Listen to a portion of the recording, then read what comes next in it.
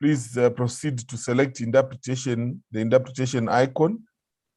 And from there, you should be able to select the language of your choice. To facilitate communication with the chair, we can utilize the raise hand function. In extreme circumstances, members are also free to verbally indicate, in particular during debate, if they wish to take the floor. Otherwise, let's use the raise hand function. For communication with the chair, please proceed to use the chat box. We also wish to advise that since we are going to be considering the draft GBV model law, we will provide an email address to which honorable members may make submissions. We will paste the email in the chat box. The email is gbv@sadcpf.org. Our colleagues from the media, Modise, are you in?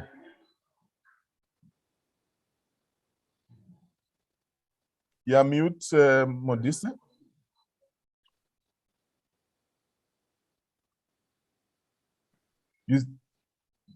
Yes, Modise? I'm here, Chair. Can you hear me?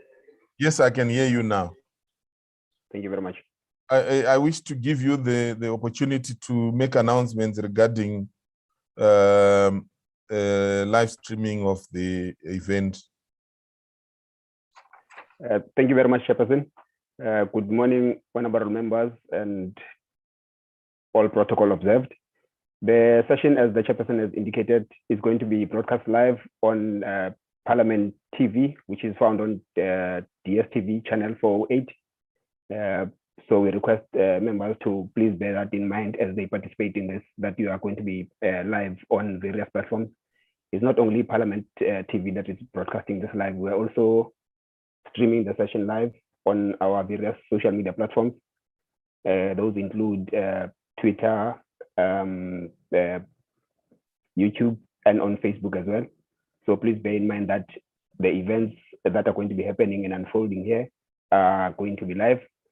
As a standard procedure, we request everyone is going to participate, and especially people that are going to use the video, to please ensure that you are properly framed. I can already see that there's a gentleman who's not properly framed as well.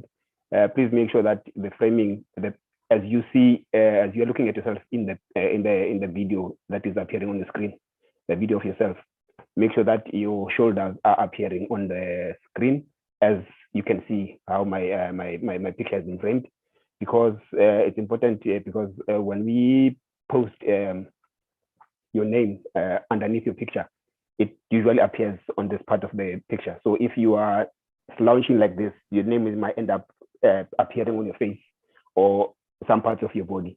Now, for us to be able to see the entire your entire face, please ensure that your shoulders are in the picture. I would request, I see that there's a gentleman called Theogene Rajao Narvido. We can only see your head, sir. Please ensure that we can see your face and the shoulders, which is a standard procedure. The name is going to appear on this side, and there might be some other tagging that are happening on the screen, which is very important when you do the framing, to please ensure that your shoulders appear in the picture. I can see the SG has got the perfect picture there, and also apologies, I won't even try to pronounce the name, but the lady in the yellow t-shirt, in the yellow top, sorry, very much, thank you very much, ma'am. That and you, your Honor Highness, I can see that you properly framed. We just need you to move a little bit back so that the shoulders can appear a little bit more for the TV. Thank you very much. Thank you very much, Mr. Jean from Madagascar. We can see you properly there. Thank you, sir. I can see you properly now. Yes. Thanks. Over to you, Chairperson. Thank you very much, Modise, for those announcements. And We can clearly see each other now. It's 10:03, and now we must officially start our meeting. As I said, I'm going to be the director of ceremonies this morning. I am Sheunen Kurasha. I'm the program manager for democracy and governance, and also responsible for parliamentary business at the Sadc Parliamentary Forum. Let me observe the protocol by recognizing the presence of Her Royal Highness, Madame Boyemo Sehoma. She is the Secretary General of Sadc Parliamentary Forum, but today I'm sure she's wearing another hat, seeing that she's in the midst of fellow royal people. I also wish to recognize in a special way our guest who will deliver the keynote address, Her Royal Highness Ramanatsoa from Madagascar. Greetings, Madam. How is Tana?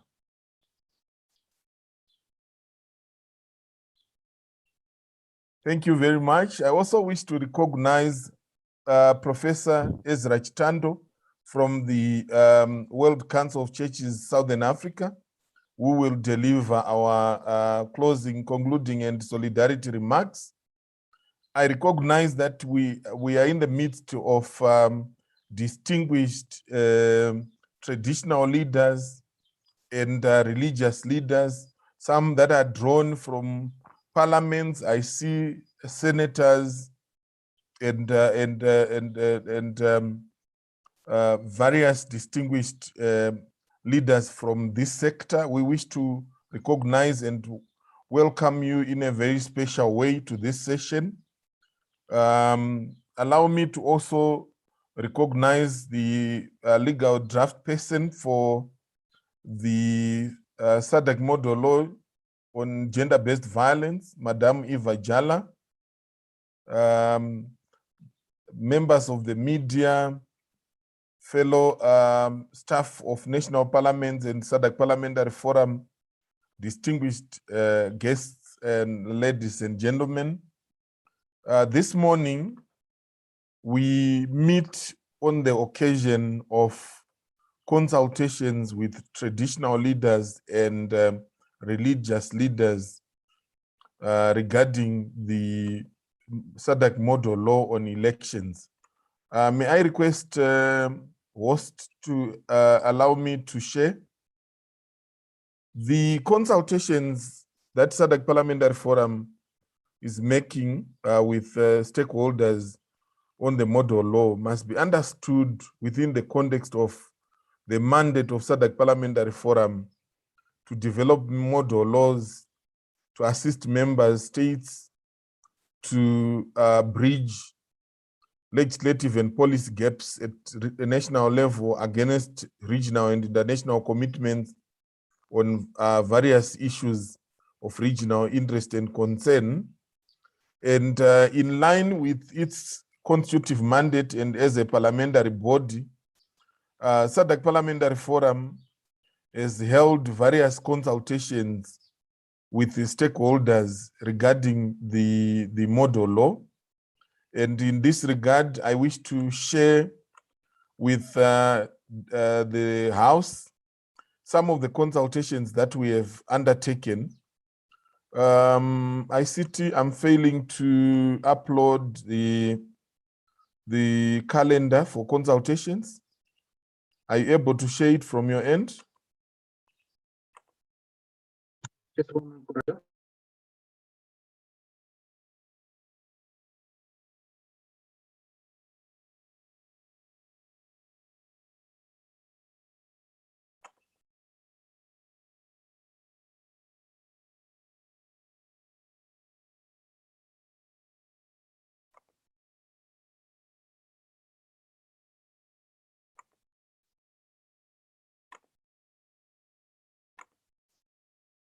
Right, I managed Ronald. I'll be fine. So Just to put into context the consultations, I'm sharing with our distinguished participants the various consultations we have held with different stakeholders across the Sadc region in the various member states. So in the context of the consultations, we have met with the media, we have consulted with Sadc lawyers, we've also held consultations with human rights commissioners, ombudspersons. We've consulted with civil society organizations, judges, jurists, and judicial officers, the youth ministries of gender and departments of gender of Sadc member states, the police, parliamentary committees at national level that deal with issues of gender, children's rights, legal affairs, police, and justice. We've also held consultations with legal draft persons from the ministries of justice and from national parliaments. We have met with Sadc PF standing committees and the regional women's parliamentary caucus. We have consulted with the UN agencies and donors. Today we meet with yourselves, traditional leaders and religious leaders. The consultations will continue with a meeting tomorrow with magistrates from Sadc member states. We shall also consult with other regional and international parliamentary bodies, such as the East African Legislative Assembly, ECOWAS Parliament, Pan-African Parliament, etc. We will consult with prosecutors from Sadc member states, legal aid officials from Sadc member states. You can see how extensive the consultations have been, the intention being to make sure that there is ownership, to make sure that when the model law has been adopted, it is anticipated by stakeholders and they will be able to make use of it. In the same vein, for traditional leaders, being the custodians of traditional norms and values, we see you as an important stakeholder, hence this meeting with yourselves. Allow me, as I bring us closer to the official opening session, to just briefly share the program overview. So this morning, we will start off with welcome address by the Secretary General, Madam Boyemo Sekoma. We will also have our keynote address, as I already said, from Her Royal Highness Princess Mianda Ramanatsoa from Madagascar. We will then invite the legal drafter to present the draft model law, following which we will then have deliberative sessions.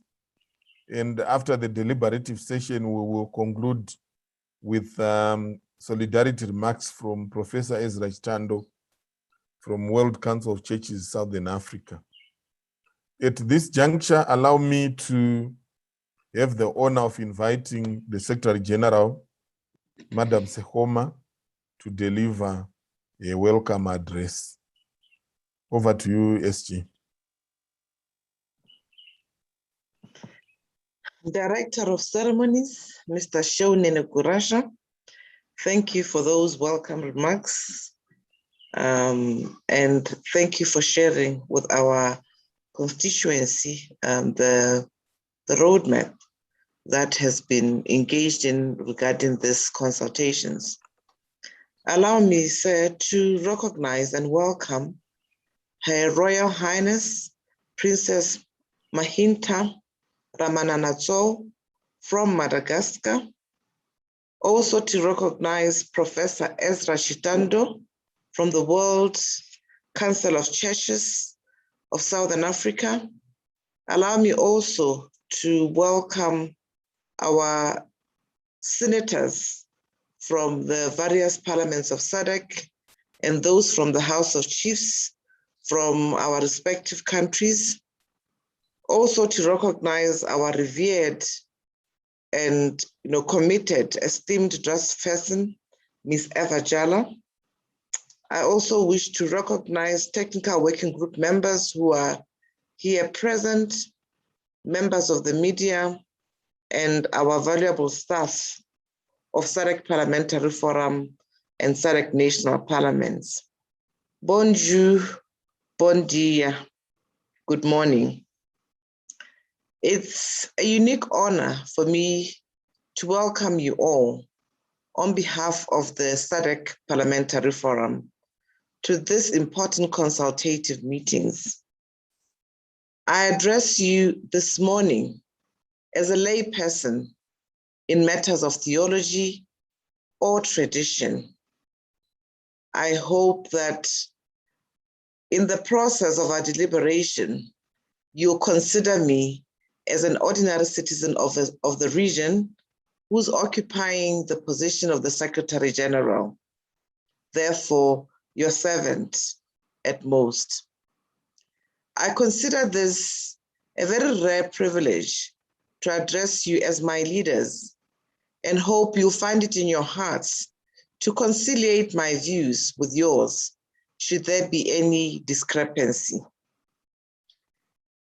Our Royal Highnesses, distinguished participants from religion and tradition, as you may be aware, this consultative meeting is being held in the margins of the development of a Sadc model law on gender-based violence, which has necessitated us to reach out to as many gatekeepers as possible, including yourselves. Needless to say that the consultations would have been incomplete without the august participation of traditional and religious leaders. Being mindful of the crucial importance of faith leaders in the gender-based violence discourse, it was thus imperative to engage you on the road to progressive norms such that your valued input is comprehensively garnered at this stage. Honorable participants, distinguished religious leaders and traditional leaders, the forum is aware that your input as traditional leaders and traditional leaders is necessary to strengthen the social fabric of the Sadc region. The Sadc Parliamentary Forum has always prompted broad consultations on gender equality and sexual reproductive health and rights, whereby there is ample room for consultations with religious and traditional leaders. And this has been the norm since the inception of the forum, as the case may be. Therefore, the Sadc model law on gender-based violence should be underlined as an instrument that will bring together a milieu of international best practices on gender-based violence legislation to the shore of the Sadc region. And this model law is specifically tailored and destined and are customized for the Sadc context and beyond. In this regard, we are aware that members of parliament need to work in close tandem with religious and traditional leaders to ease the adaptation of the legal provisions to the local context.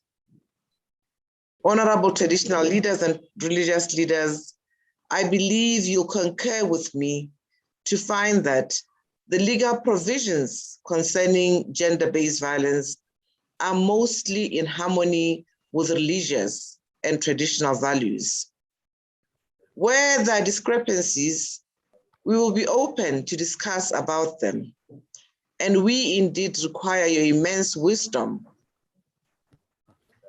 in this regard, particularly on the fields of your experience, to help us rationalize the provisions in view of finalization of the Sadc model law.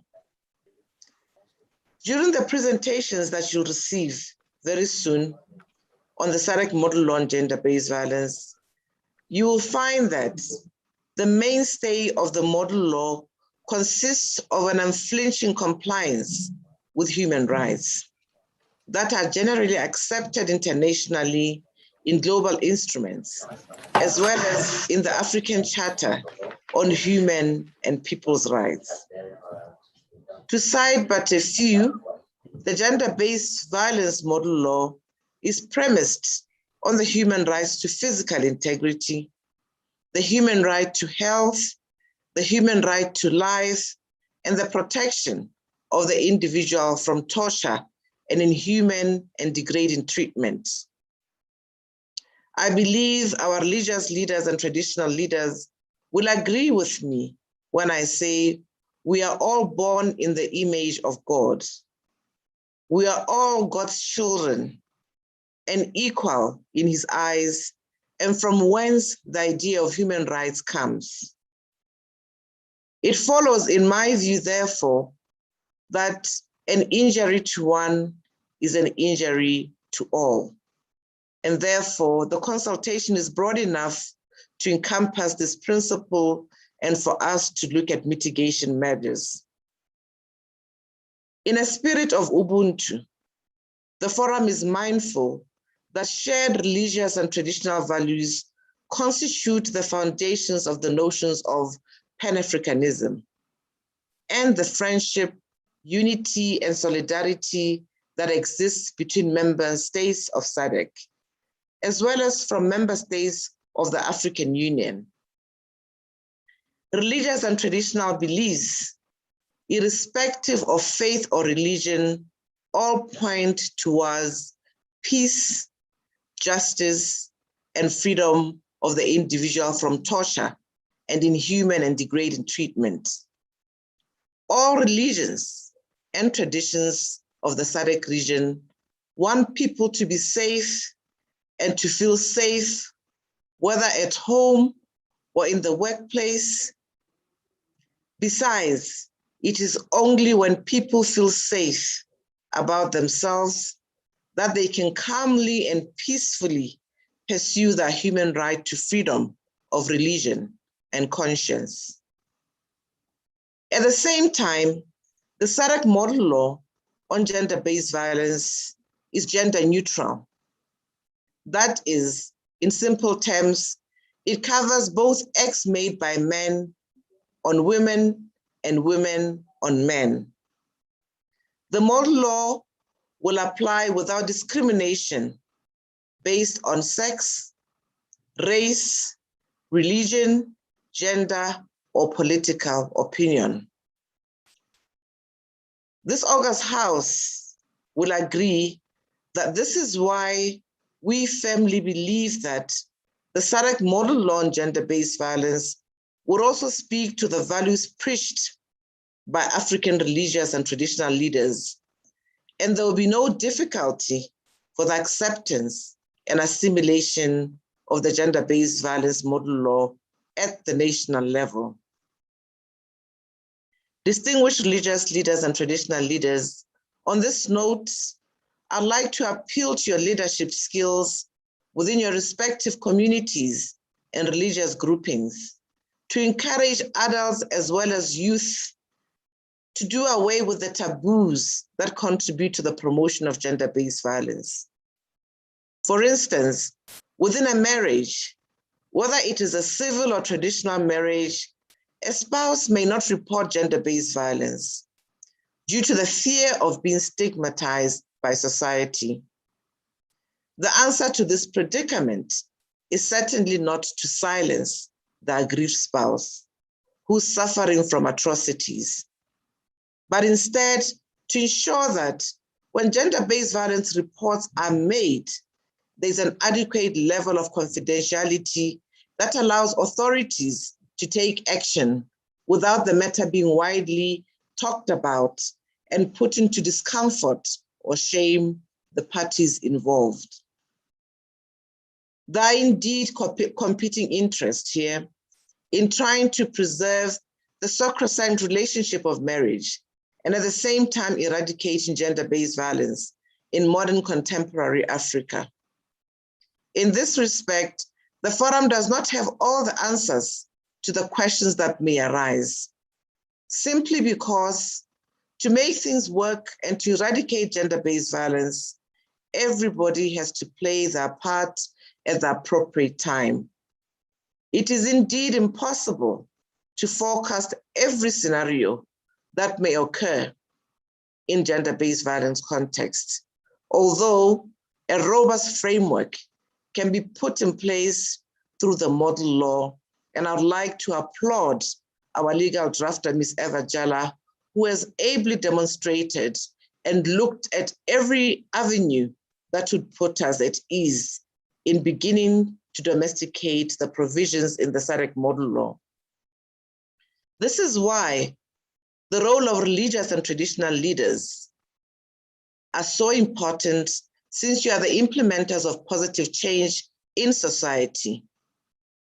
You are the ones who are on the forefront to eliminate stigmas and work with authorities to make sure that the law is respected and the safety of individuals are ensured.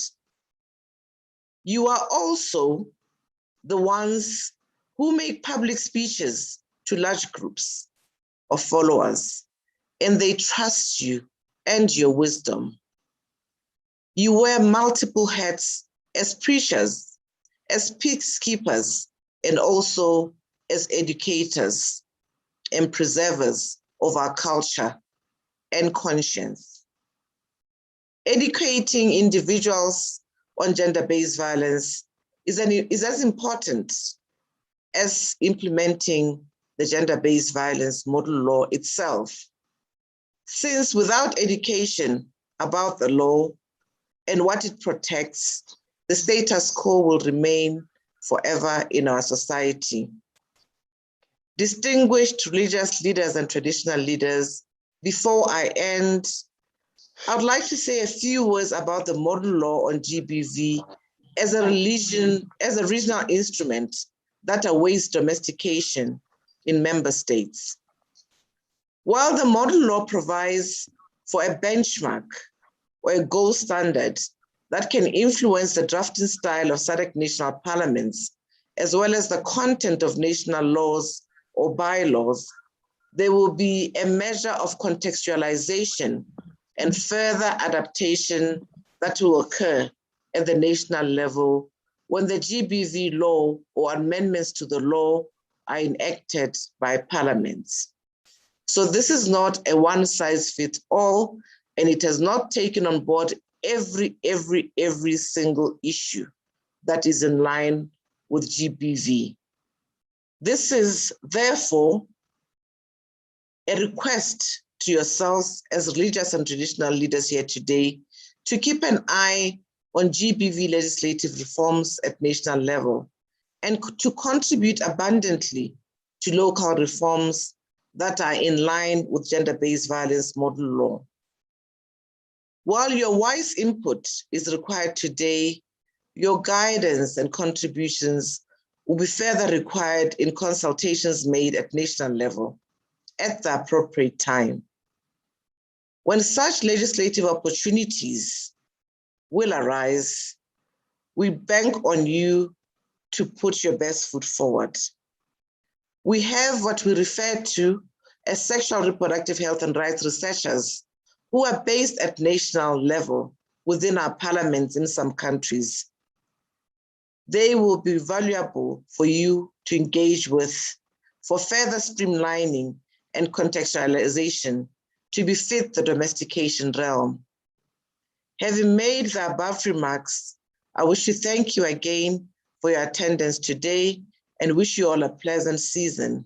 May God bless you and may you have an important engagement that you find valuable, having taken time away from your valuable engagements.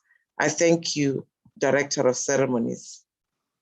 Thank you very much, Secretary General, for those words of wisdom in your welcome remarks. indeed we feel welcomed, and I'm sure I speak for everyone. I can see smiles appreciating the words from the Secretary General. Indeed, our traditional and religious leaders are like our campus in most of our communities.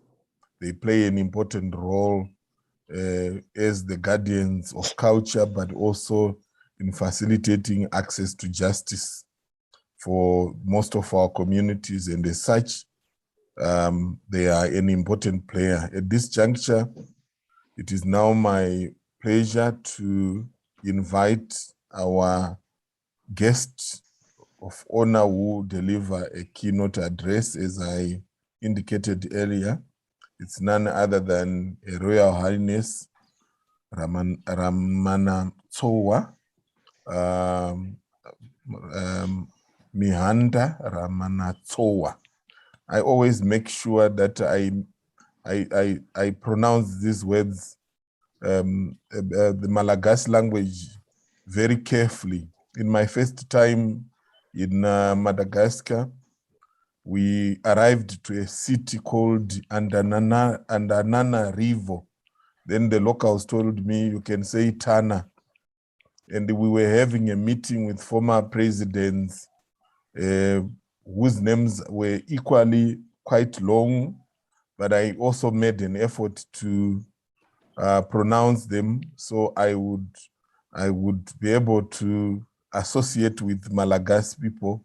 So I'm honored to have the opportunity to be able to show off my Malagasy, a bit of my Malagasy, because of that experience. So, Honorable Royal Highness Ramanatsoa, we give you the floor to address us. Thank you so very much.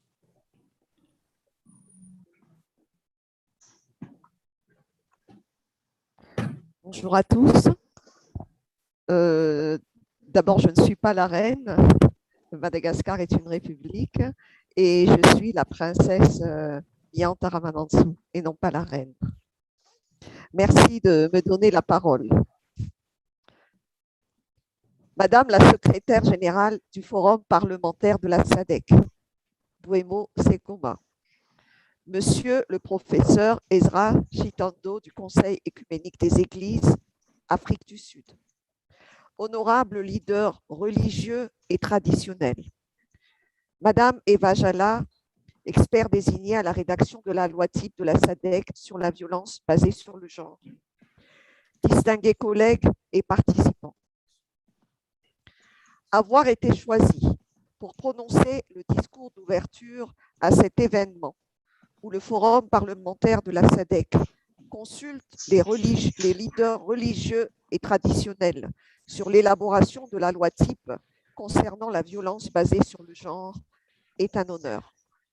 Au nom des leaders traditionnels et religieux de la région de la Sadc, je souhaite exprimer tout particulièrement notre reconnaissance à Madame la secrétaire générale du Forum parlementaire de la Sadc pour nous avoir délibérément inclus dans ces consultations. La pandémie de la COVID-19 nous oblige à changer de paradigme en replaçant l'être humain au centre de nos préoccupations. Quel est le monde idéal que nous imaginons pour nos enfants et petits-enfants? Et en quoi chacun de nous qui avons le pouvoir d'influencer pouvons contribuer à sa construction? Ce monde est un monde avec du sens, au sein duquel les politiques prennent conscience qu'il ne peut y avoir de développement économique sans développement humain. Le fonds culturel commun que nous partageons en tant qu'Africains devrait nous pousser naturellement à concevoir un cadre qui garantit à chacun, et surtout aux membres les plus vulnérables de nos sociétés, la protection et l'accès à leurs droits élémentaires. Car un droit qui n'est pas respecté est une forme de violence.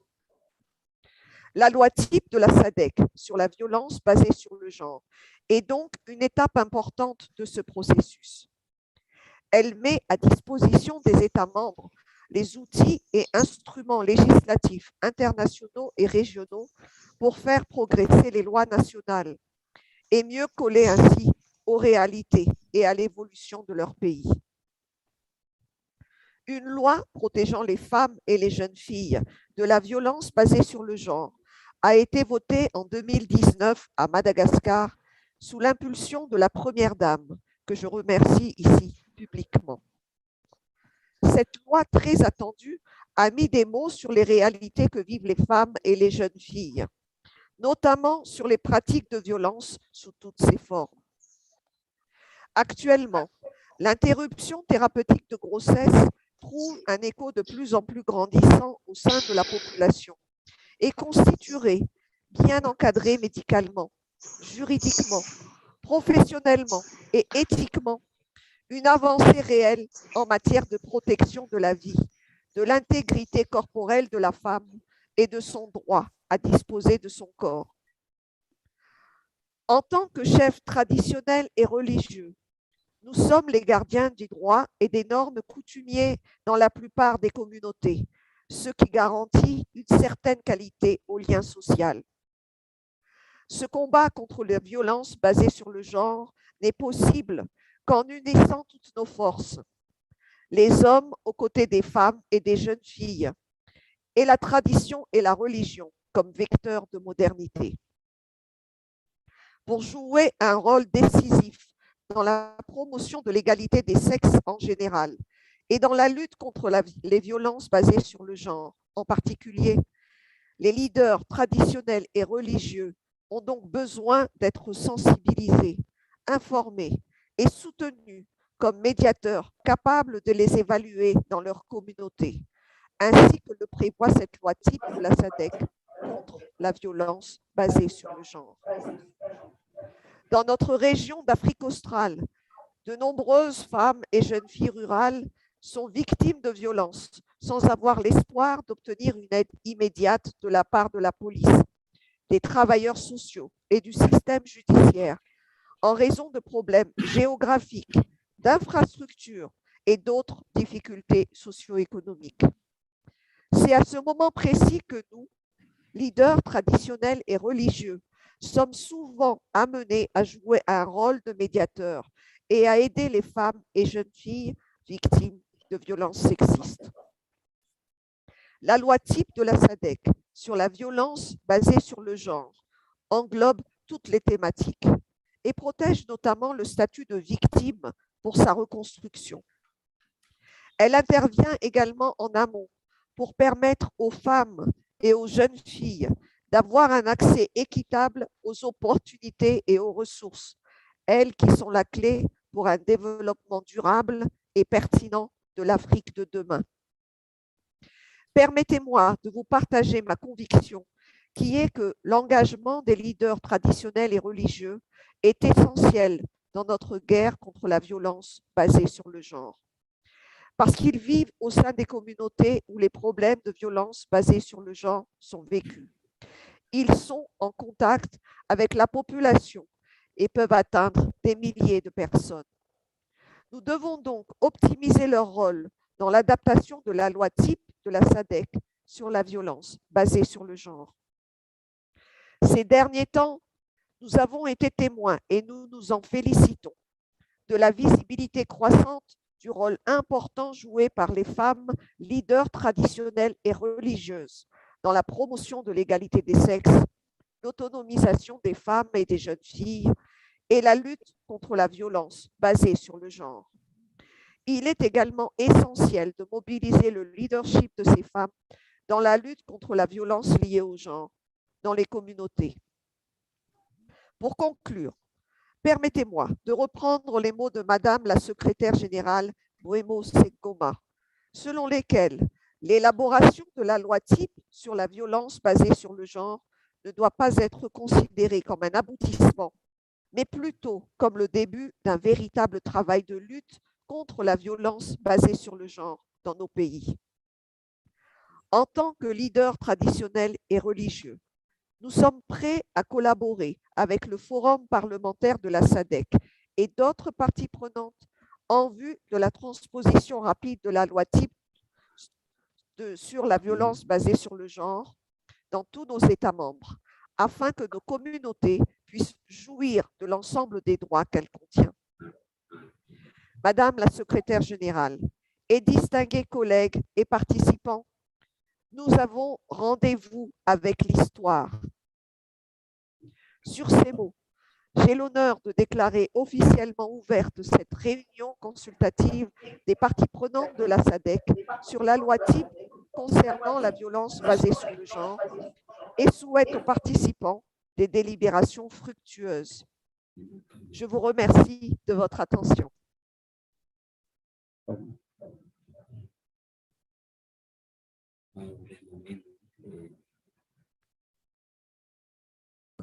Thank you very much, Your Royal Highness, for those words of wisdom, of encouragement. The clarion call has been heard. The need to make sure that traditional leaders who live in the communities and witness incidences of gender-based violence are able to facilitate redress in the face of the violation of human rights of individuals, women and girls. The fact that the model law should and is not the end, but the beginning of work towards kicking out GBV within the Sadc region, and also the important role that women leaders are playing as traditional leaders, as religious leaders, to ensure protection of women, access to rights in their communities. Thank you very much. We really appreciate your keynote address and your clarion call for action. Indeed, post the adoption of the model law, we, Sadc Parliamentary Forum, shall continue to call upon traditional leaders, shall continue to work with traditional leaders and religious leaders to make sure that women do enjoy the full menu of rights and do not continue to suffer the scourge of gender-based violence. At this juncture, I wish to advise that the presenter for the draft model law is Miss Clem Sonda. She is the Director for Corporate Governance at Sadc Parliamentary Forum. She will perform this onerous task on behalf of the legal drafter. So allow me to invite Madame Sonda to take the floor as we move to the next session. Thank you very much. Thank you, Mr. Moderator. I hope I'm audible. You are audible. Okay. And visible. Thank you. Welcome. Good morning to all the Royal Highnesses and the esteemed religious leaders that are in attendance. I think I've been introduced. I'm not the legal drafter, but I will endeavor to present the model law. There are very big shoes to fit in, but I'll make my best efforts just to highlight some of the key provisions and principles underlying the model law on gender-based violence, the draft model law. I will try and share my screen, but if I fail, I'll try and request. Try to request. I'm not sure if all the participants can see my screen. The computer tells me they can see it. Now we can see your screen. I hope you can follow. Okay, thank you very much. We'll begin from. Apologies, Claire. At the bottom of your right corner, yes. Can you click on the presentation icon? Just next to the 50%. Okay, just up next to the onto your left. This one? Yes, ma'am. Okay. Is that okay? That's better. Is that okay? Are we okay, IT? Yes, Okay. we are okay. All right. I hope, how will you be able to move it for me? Because I'm not sure I can. Okay, so it's fine? Yeah, you can, you can move it. Okay. Yes. Okay, sorry about that. I'm not very good with ICT. I have to really improve. So the Sadc model law on gender-based violence is a guiding tool. It has been developed as a guiding tool, which seeks to guide member states in developing effective policies and efficacious laws on gender-based violence. It is not designed in the exact style and form as legislation in Sadc member states, but it is designed in such a way that it will communicate clearly the policy content and recommendations on best practice legislative provisions for inclusion in an efficacious national GBV law. So it will be a useful tool for member states, and it will provide the following. It will provide guidance on the scope and content of GBV provisions to be made in national GBV laws. It will encourage national legislatures to enact laws where these do not exist, or where they do exist, to ensure that they conform with the principles contained in the model law, and to review such laws and enact relevant laws that conform. There's some noise. I'm not sure if it's, I don't know if you can hear me. It's okay now. The model law is also expected to provide support to national laws during implementation stage, where gaps still exist. It will also act as a yardstick to national policy analysts, legislators, and implementers as to best practices in dealing with GBV. That is at various stages of dealing with GBV, because there are different actors who are involved in dealing with GBV, as you may appreciate. It will also help to reinforce a commonality or a regional approach in dealing with GBV laws, measures, and strategies in order to help eliminate GBV. To be a stimulus for debate, awareness, and advocacy. What is the rationale and objectives of the model law? It is expected to be a governance tool to assist member states to develop and enact national laws on GBV, or revise existing laws or reform existing laws in order to meet international, continental, and regional commitments relating to human rights, and more specifically, international instruments on gender-based violence.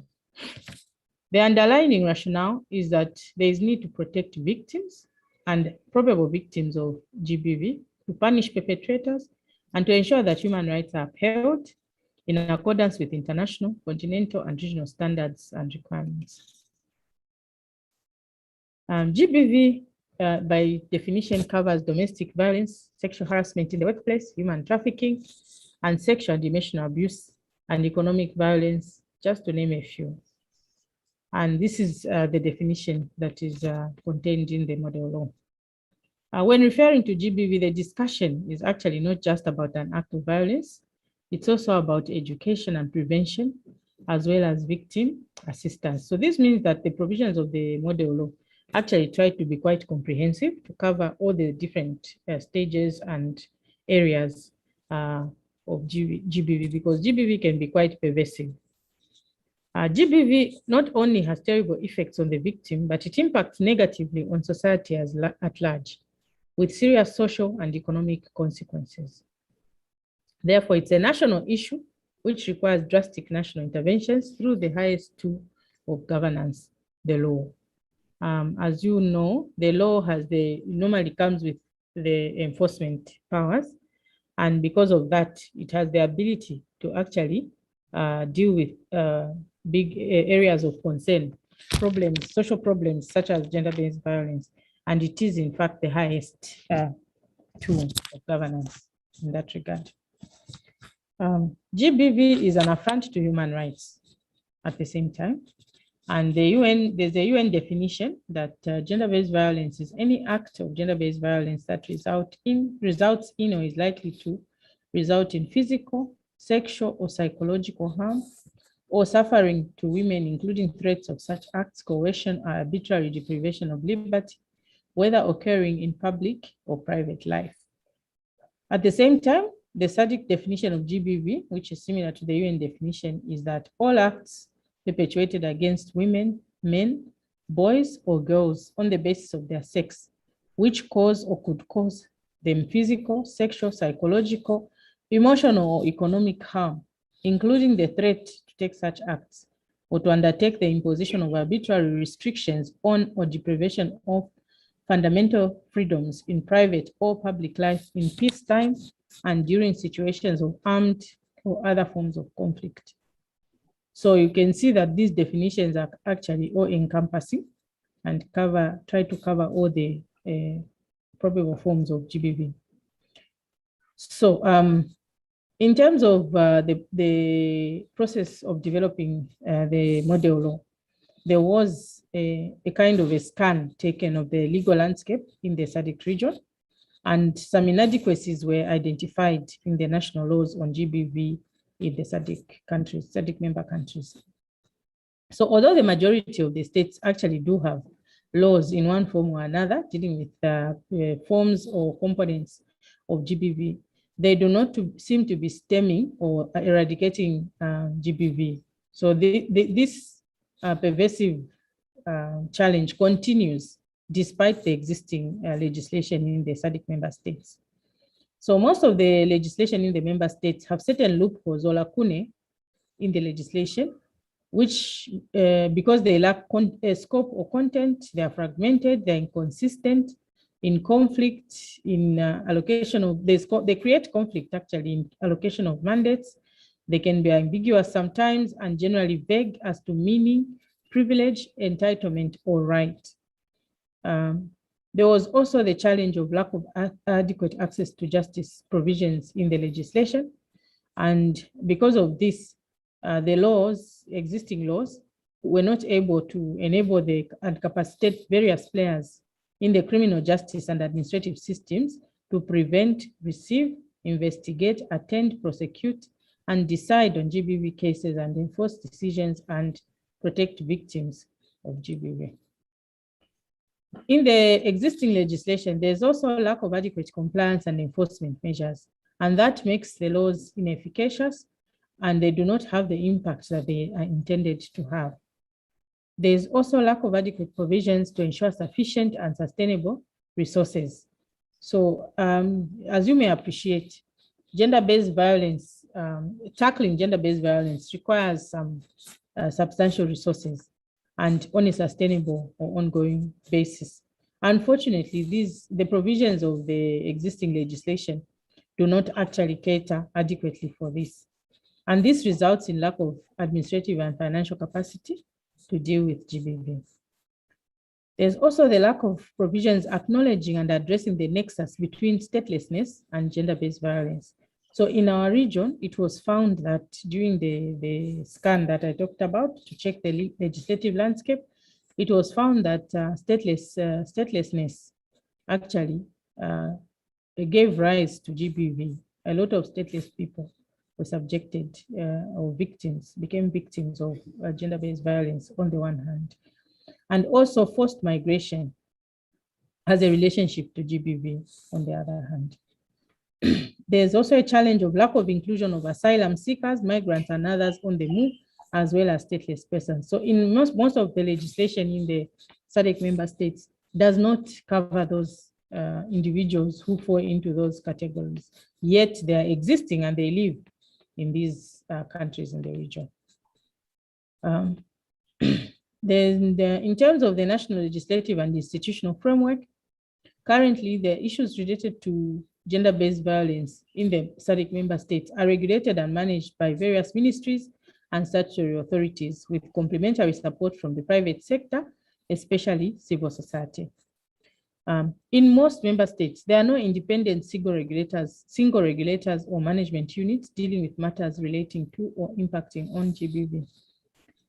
And this includes the institutional frameworks. The existing ones include gender commissions, prosecution authorities, legal aid services, women's clinics, the police, victim support units, the judiciary, civil society, and workforce and institutional-based units.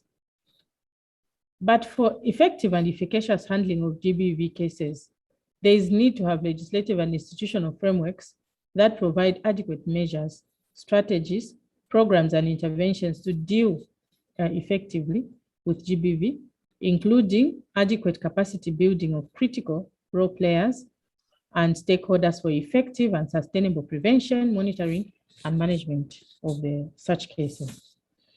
It's also important to ensure that the law provides an adequate institutional framework for engagement of all players who regulate, manage, and are affected by GBV by providing for a clear system of coordination, communication, and collaboration among all players when dealing with GBV cases with clear lines of responsibility.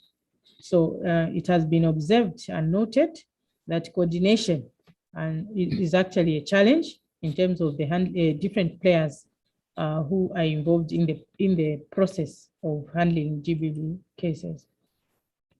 So there's need for the regulatory and institutional frameworks to be clear and certain on issues such as the extent of regulatory and investigative powers, functions and duties of key role players, procedural requirements, access to justice, coordination, communication and collaborative issues, enforcement and compliance mechanisms, and management of infrastructure facilities, just to mention a few.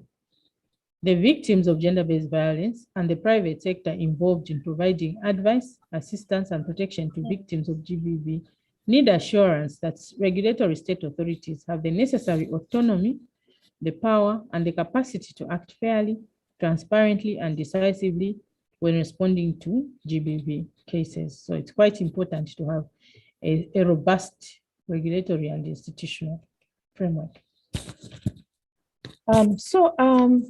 The gender-based violence model law, the Sadc model law on gender-based violence, actually seeks to establish a paradigm shift in the legislative system for gender-based violence. And in that regard, it is hoped that national laws on GBV would aim to provide a four-pronged approach towards achieving the paradigm shift in the legislative system for GBV. And this, I'm going to itemize the four-pronged approach. Firstly, the legislative landscape must provide a human rights-based approach to GBV laws that address the root causes of GBV and allows for inclusion of all marginalized persons without documentation, as well as migrants, and they ensure that such approach is actually applied by all respondents. Secondly, it must interface all concepts, rules, principles of access to justice to promote seamless connectivity for efficient handling, investigating, prevention, prosecution, protection, and enforcement of all GBV cases. So there are different stages at which in the process of handling GBV cases. And all these need to interface and use the same principles, the same concepts, and they ensure access to justice. And they must be, seamlessly connected. The legislation must also introduce, the model law also seeks to introduce innovative methods to deal effectively with GBV. For example, in these times of COVID, I think statistics show that gender-based violence is on the rise during this time of COVID for various reasons, which may be a discussion for another day. So there is need for legislation dealing with GBV to actually be able to deal with the emerging issues and emerging trends in the area of GBV. So the model law also seeks to ensure adequate information and financial resources are provided for intervention, prevention, protection, enforcement, regulation measures that will work, be maintained, and be sustainable. I think I mentioned earlier that in order to effectively handle cases of gender-based violence and achieve some kind of progress towards elimination or reduction, at least, financial resources are required. And the model law seeks to ensure that member states actually make provisions for such resources to be available for that purpose. Then on the issue of constitutions of member states and human rights, this has been taken into account in drafting the model law. And so if member states have to adopt the model law, either in part or wholly, they would have to take into account their constitutional provisions in their specific nations in the drafting or adopting or adapting and enacting the content of the GBV model law into their national laws. So the principle of intra-vires and outer-vires are applicable to primary and subordinate legislation, and it has to be observed by national drafters. Most Sadc member states have bills of rights, a bill of rights embedded in their constitution, which, although it may not be comprehensive, most of these bills of rights closely follow the human rights spelled out in the Universal Declaration of Human Rights. And because of that, international human rights instruments also, which provide an agreed set of human rights principles and standards and establish mechanisms to monitor the manner in which human rights and freedoms are implemented, ought also to be taken into consideration in drafting or adopting the model law into the national legislative framework.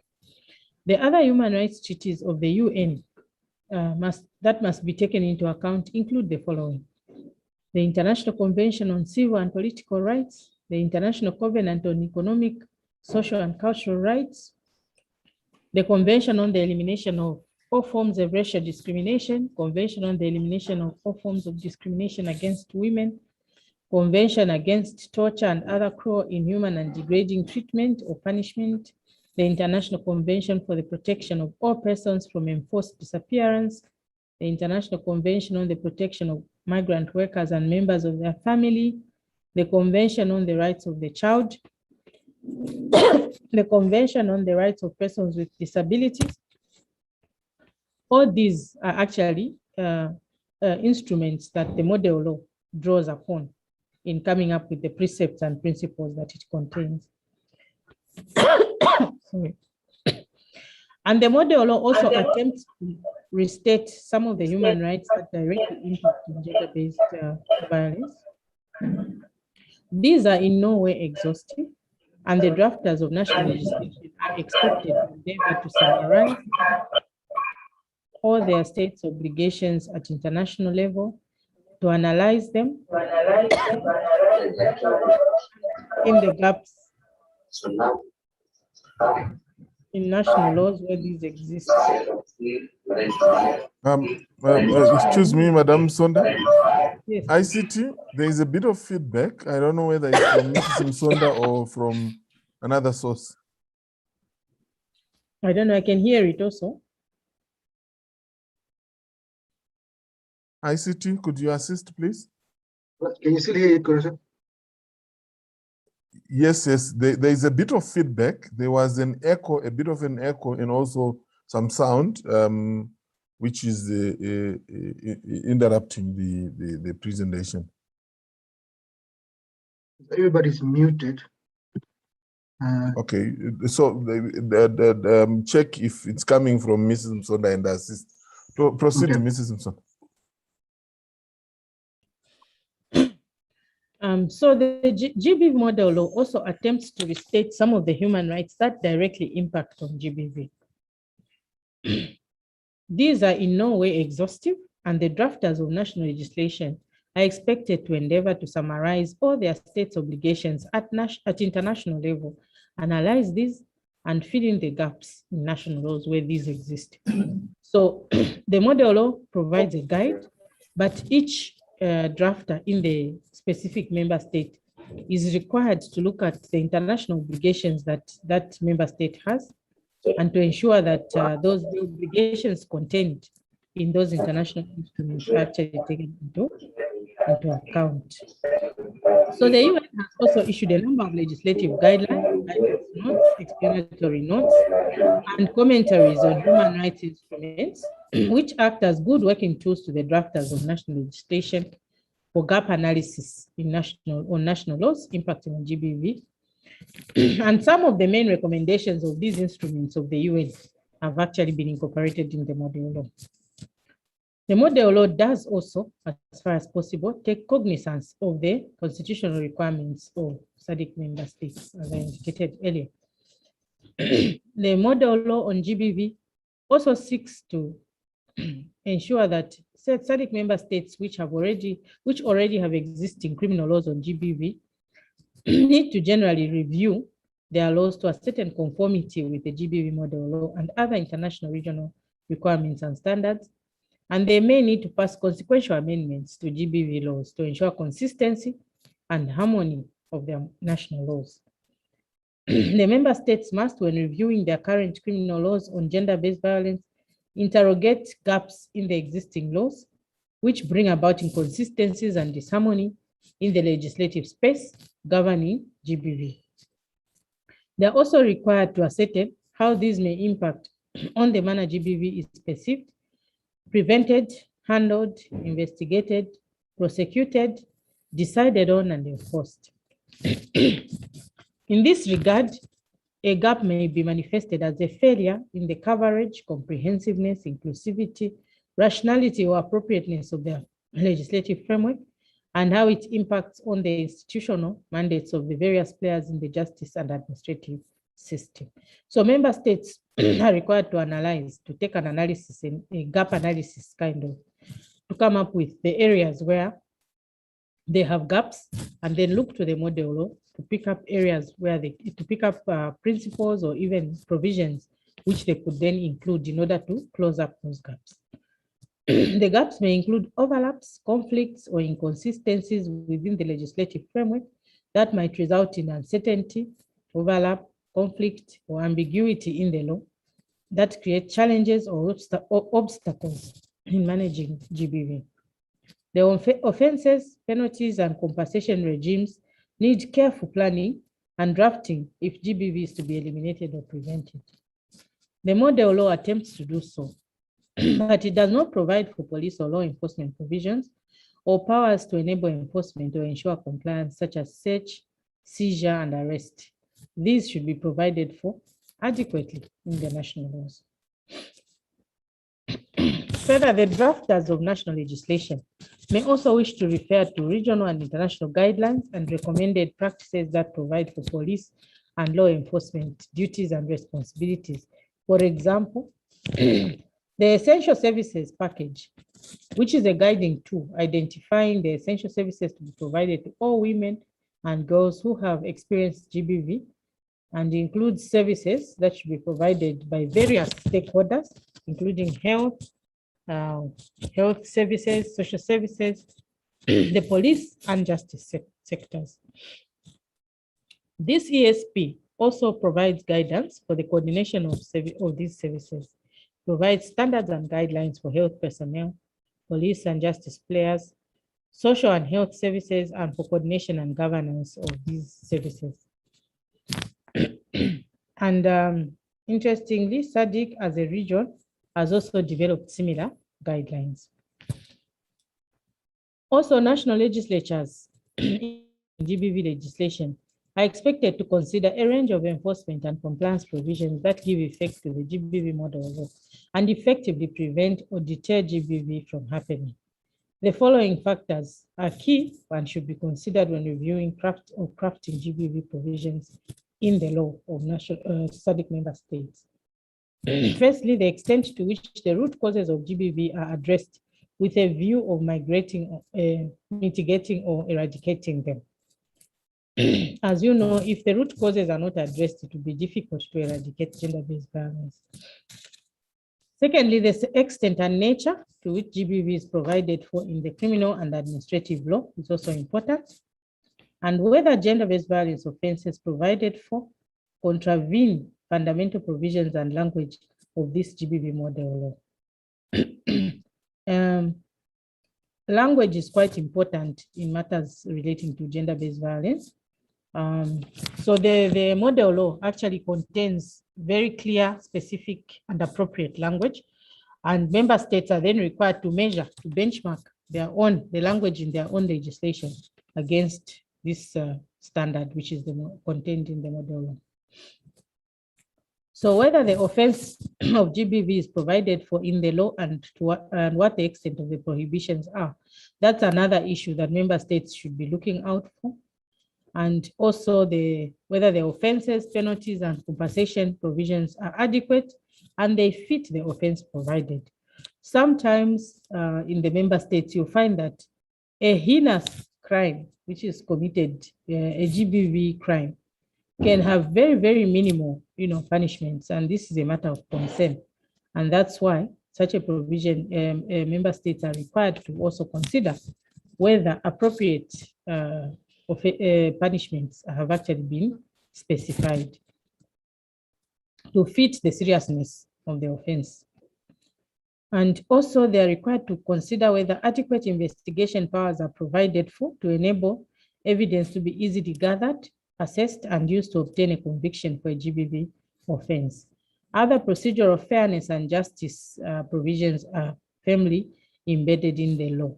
Yeah, so sometimes with gender-based violence, the procedures themselves actually may even amount to an injustice if certain things are not straightened out. So it's important for national legislatures or the drafters of national legislation to consider whether procedural fairness and justice are firmly embedded in the national laws, and also whether there is commitment to address impunity and delays in the course of justice.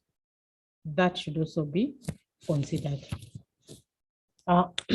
An efficacious legislative framework on GBV may result in increased GBV cases, lack of access to justice, and continued inequities and inequalities in society, thereby having a negative impact on socio-economic development and continued non-observation, contravention of an individual's fundamental human rights and freedoms. So legislation is quite important, and it needs to be efficacious in order to achieve the intended purpose. The model law on GBV will enable member states to decide on whether to retain the status quo or provide in their existing institutional and legislative frameworks, amend some laws dealing with or impacting on GBV generally and gender equality and equity, or repeal and replace some laws to ensure that they deal comprehensively with GBV and provide access to justice, thus creating an efficient and sustainable criminal justice and administrative system for the fight against GBV. So it's important for member states to actually decide whether they will maintain the current legislative framework or whether they are going to amend in line with the model law by benchmarking against the principles contained in the model law. There are also regulations which are subordinate legislation in the national laws, and they are actually made or promulgated under the national laws.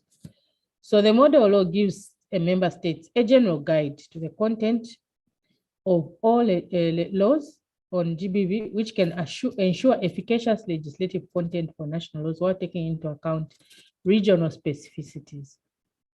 It's also imperative that member states must, after enactment of their laws on GBV, which may not be comprehensive as to measures, intervention, administrative support system, procedures, and processes, exercise legislative authority through the making of subsidiary legislation and operationalization of the GBV laws, as these are effective implementation tools for the measures imposed in the GBV model law. So once the legislation is passed, normally you get subordinate legislation like statutory instruments or other regulations, which are promulgated to enable the implementation of the actual statute. So the GBV model law also gives standards for those. The model law further endeavors to deal with both substantive issues and subsidiary matters to guide member states on the extent of the law to be enacted by the national legislature. There are also customary laws and religious norms in the Sadc region, which ought to be taken into consideration. And these may impact greatly on women's and children's rights and offend international commitments on gender-based violence, good governance, and or be repugnant to natural or legal justice. Customary laws are recognized as a source of law in most Sadc member states where they are not consistent with the Constitution or an act of parliament, and where they are not inconsistent with the Constitution or an act of parliament, or are not repugnant to natural justice. So the constitutions of Sadc member states also recognize the freedom of religion. So they must assess their customary laws, religious norms and practices, and attendant institutions. And where these are contrary to the provisions of the Constitution, an act of parliament, or indeed the principles of the model law, or repugnant to natural justice, the member states are expected to amend such customary laws, religious norms, and practice. Let's feedback again. I hope to. Okay, I'll just repeat that. So member states.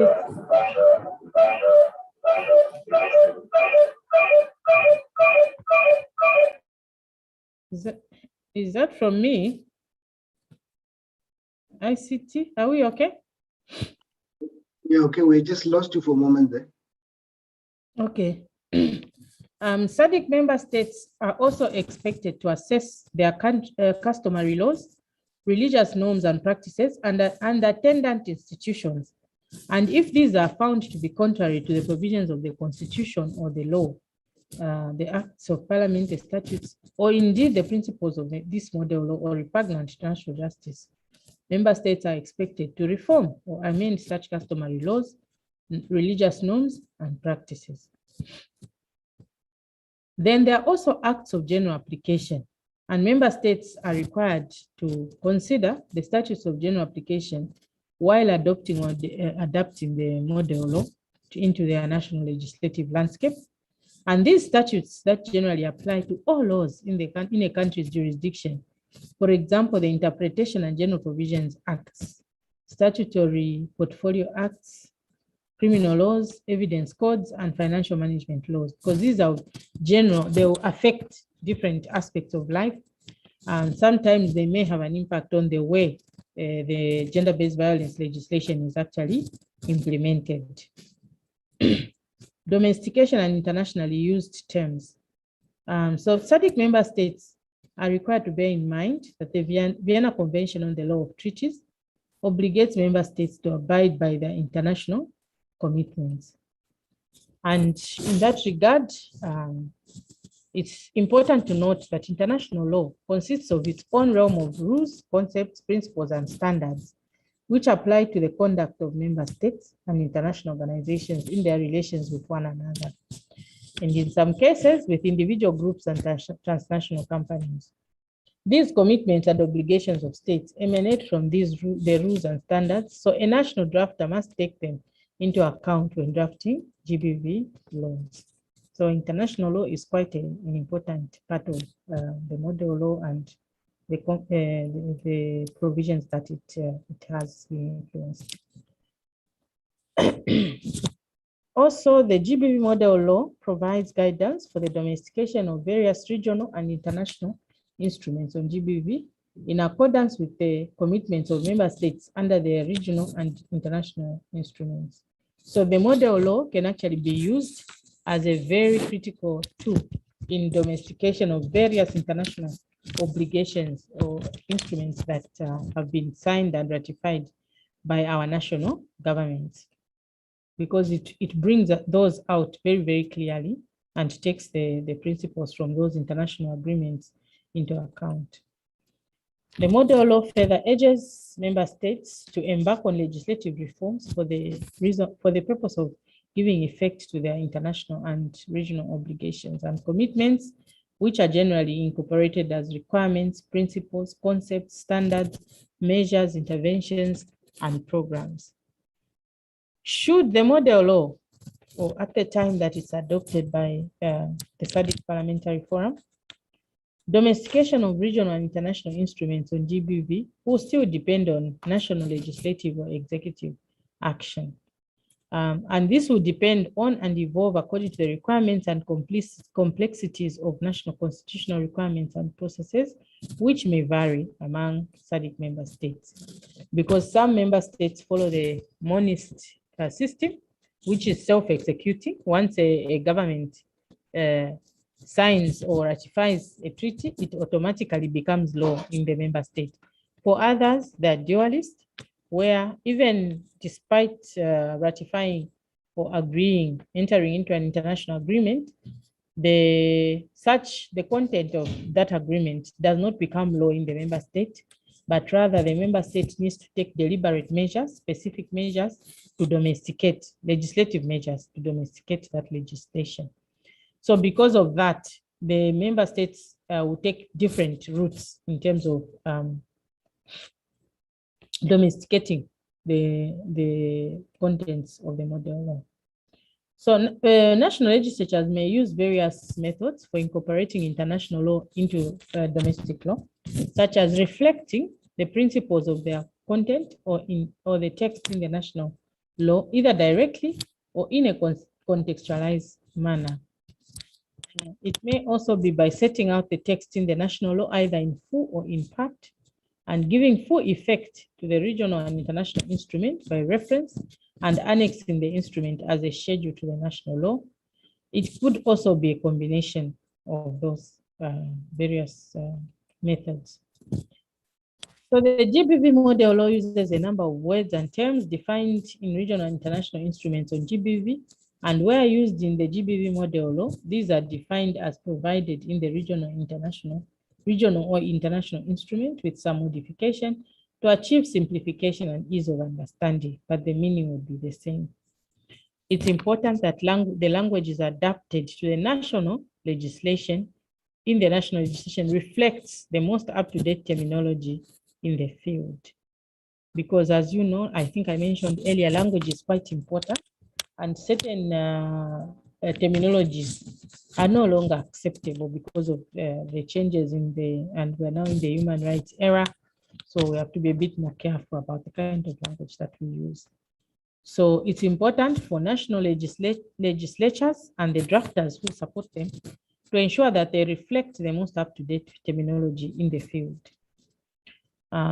Appropriate level of competence and procedural fairness. The model law attempts to ensure that decisions are directly taken by the appropriate authority, competent authority, judicial institution, or quasi-judicial body for effective and efficient decision-making.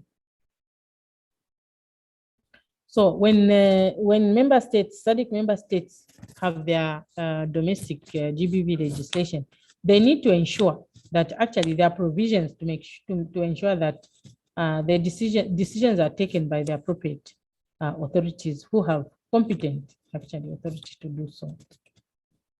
Where discretion is to be exercised, it must be exercised proportionately or comparably in relation to the nature of the decision being made. I mentioned earlier that sometimes you find that a very heinous GBV crime receives a very small punishment, and so the proportionality there needs to be maintained. I think this is what this point is saying, that where people have to exercise, persons have to exercise, or office holders have to exercise discretion, this must be done proportionately or comparably to the decision that is being made. What is it that's being decided? And would this kind of discretion be appropriate in those circumstances? An appropriate authority or competent authority, judicial institution, or quasi-judicial body must act in a manner which affords procedural fairness to victims of GBV, be and appear to be free from bias. So a person who has maybe a victim or an alleged victim of GBV should not feel that from the moment they enter, say, a courtroom, there's bias against them. They should feel that they are going to get a fair trial and to be free from bias. Survivors and victims of GBV must be given a fair opportunity to provide any relevant information before a decision is arrived at. And that decision must be explained in a way the victim of GBV can easily understand, regardless of their background, nationality, or lack thereof, lack of nationality. As I mentioned earlier, there are people who are stateless within our Sadc member states. So we can't just stick to nationality. We must say, what about those who don't have nationality? They're still human beings with rights like all of us. So they must also enjoy the same treatment as the rest of us. It's also important in terms of focus. The GBV model law emphasizes that it seems to be more on violence against women and girls. And it also takes a gender-based approach as it applies and is of relevance to violence against men and boys. So the language in the model law does appear to focus more on women and girls, because I think that's where the challenge really lies. But it has a gender-based approach, so it also deals with violence against women and against men and boys. The provisions of the model law should be read broadly to apply to all forms and components of GBV to the extent of the UN and Sadc definitions, which I had read out earlier, verbatim, to all victims and perpetrators of GBV, whether gender binary, heterosexual, lesbian, bisexual, homosexual, transgender, and people within same-sex relationships or sex workers. I think the GBV model law is simply trying to be very practical, that these different groups do exist in the society in which we are trying to have this model law passed. However, in general, regardless of orientation and occupation, women and girls are more vulnerable to and experience more sexual violence than males. And that's why there's that focus on women and girls, because they are disproportionately affected by GBV. The underlying logic of the subject areas of GBV, of the GBV model law, bear in mind that various categories of users of the model law who will be responsible in the member states for developing, drafting, approving, enacting, and implementing the GBV model law, or who have an interest in monitoring and evaluating the efficaciousness or impact of the model law. So this is quite clear in the model law if you look at it. So underpinning the scope of the model law and national laws, it aptly addresses all GBV issues and challenges, thus providing a comprehensive guide on how to improve, both from a normative, structural, and operational perspective, the response to GBV. Victims and survivors often have little or no access to justice, to report offenses and initiate legal actions, to secure protection, or to ensure that the state investigates crimes and prosecutes the perpetrators. Many times the perpetrators are powerful people, so there is need for a model law to strengthen the legislative response in the region, provide clear guidance for law enforcement mechanisms, access to justice, and facilitate harmonization and consistency of GBV-related laws within and across states. So it's important that these matters are attended to in order to ensure that victims and survivors of GBV actually begin to enjoy access to justice and be able to report offenses and initiate legal action and be protected.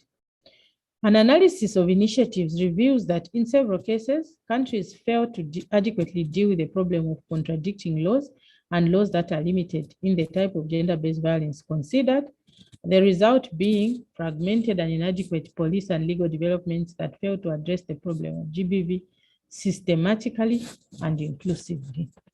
So a lot of our countries actually have these deficiencies, which require to be redressed. The laws and policies have an important role to play in the achievement of gender equality that cannot be disputed. The development of this model law is a critical step in the process of effective legislative reform. So the forum is actually making an effort to initiate and support legislative reform in the member states through this model law. Once this model legislation is adopted, the forum will begin to encourage member states to domesticate and implement the key aspects of this model legislation at national level.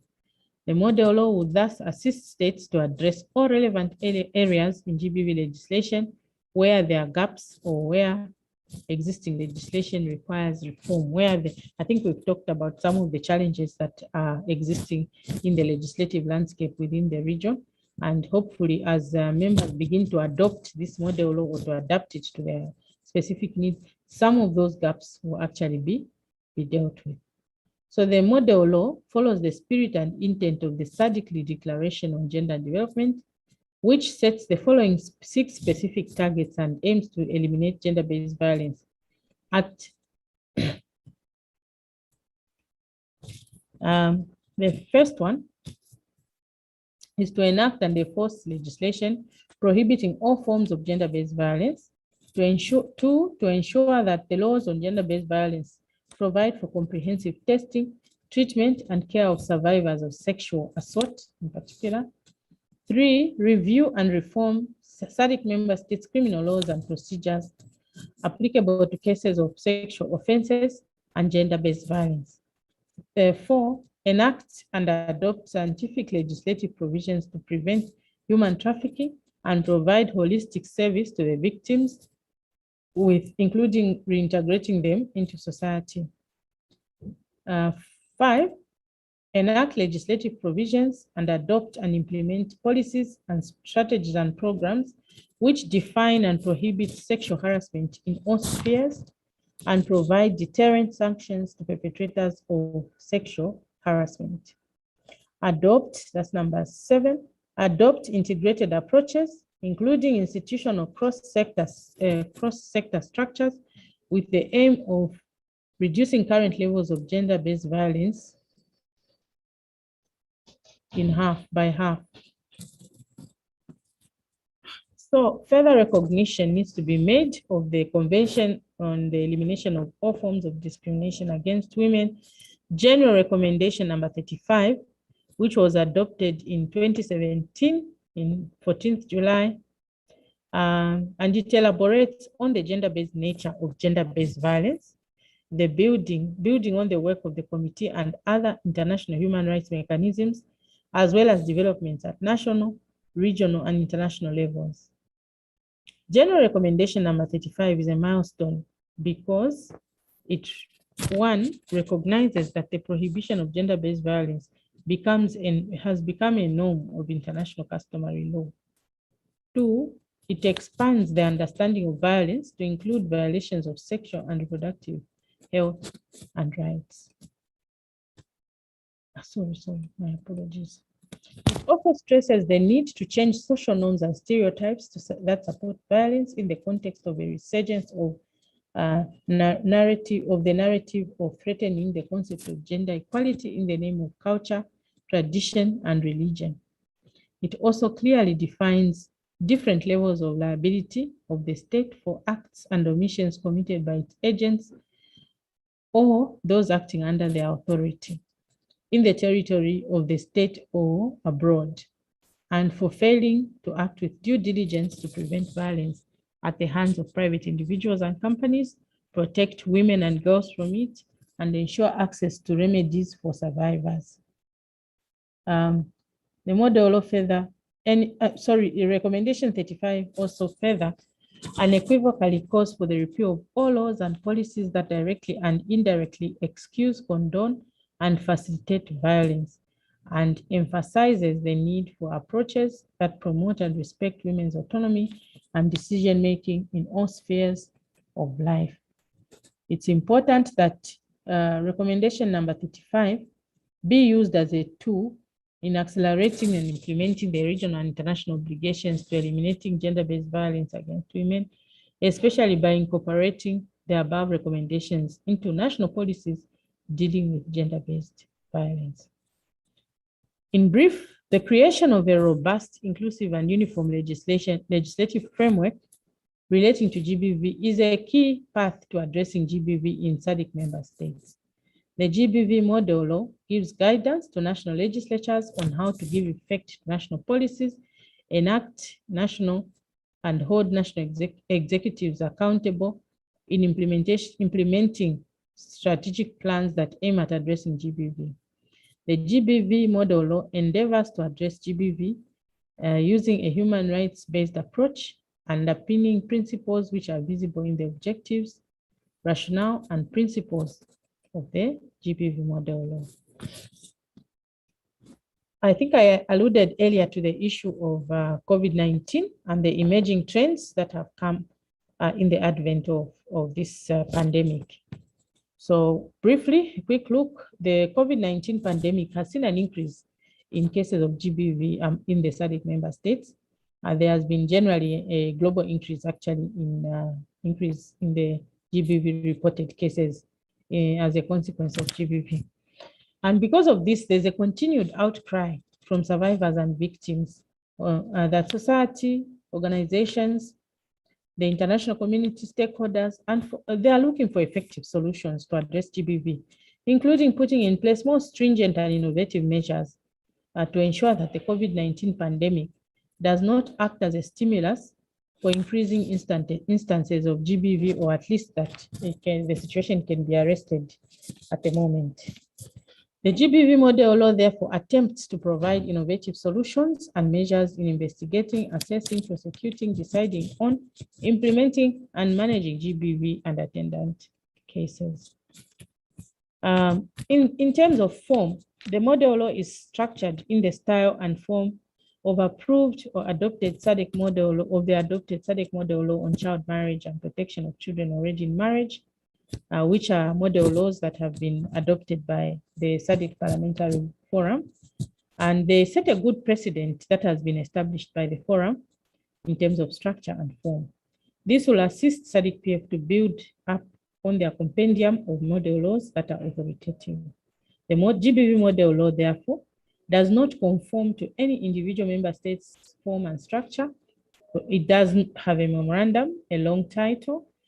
It does not have a memorandum, a long title or short title, but it has a preamble which outlines the SADC member states' regional and international commitments on human rights and gender-based violence as spelled out in those instruments. I would, at this point, like to quickly just go to the key provisions. The key provisions of the model law. And these are contained from part 2 to part 9, actually part 9. And I'll quickly just highlight what each part contains so that the participants can then have a discussion maybe of the issues that have come up. So in part 2 contains preliminary provisions. And these are general issues relating to the substance of the model law. They basically consist of sections on domestication, objectives, scope, and application and interpretation. So these are contained in part 2 of the model law. In part 3, the human rights approach is actually highlighted in this part. And this part seeks to ensure domestication of international human rights instruments. And also this part restates some of the rights, and I think I talked about this earlier. Some rights are restated and policy guidance is also offered towards development of policies and strategies to help eliminate gender-based violence. This part also takes into account international human rights instruments, plans, and strategies, and it provides for prohibition and discrimination. And then part 4 deals with access to justice. This part deals with various aspects of access to justice and procedural protections, which I've already explained.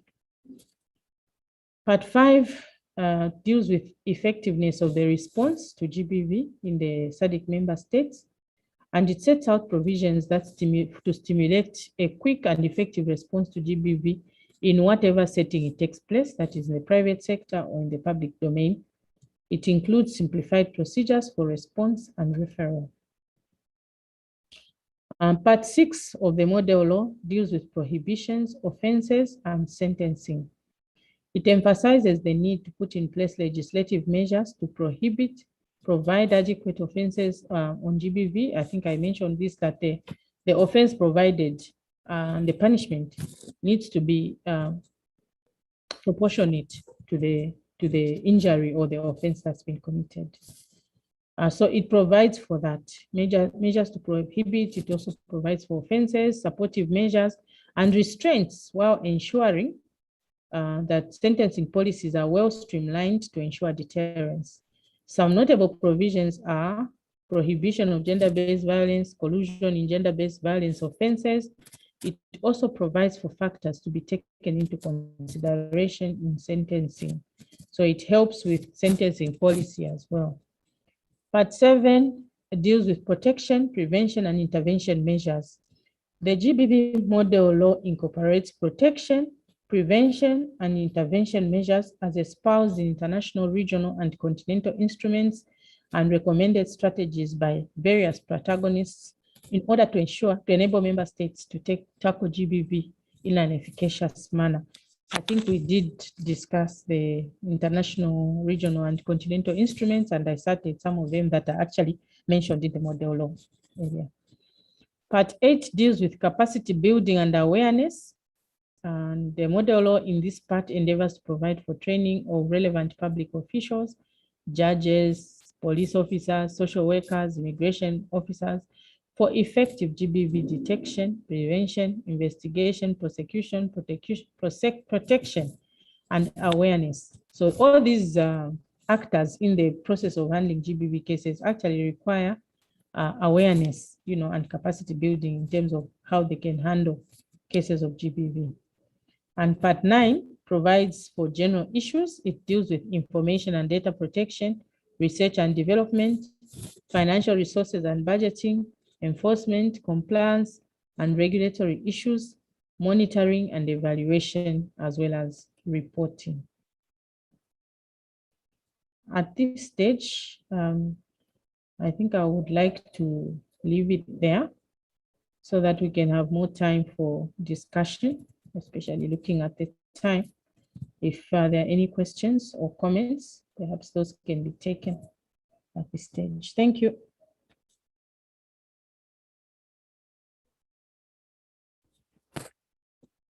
Madam Sonda, for a very comprehensive presentation, both in terms of the context, the scope and the content of the GBV model law.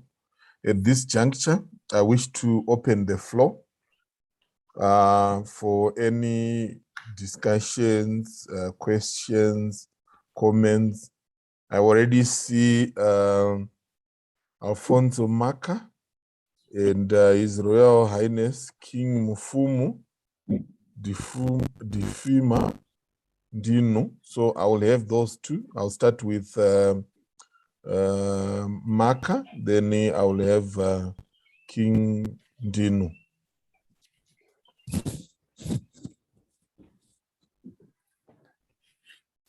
Oui, bonjour à tous et merci.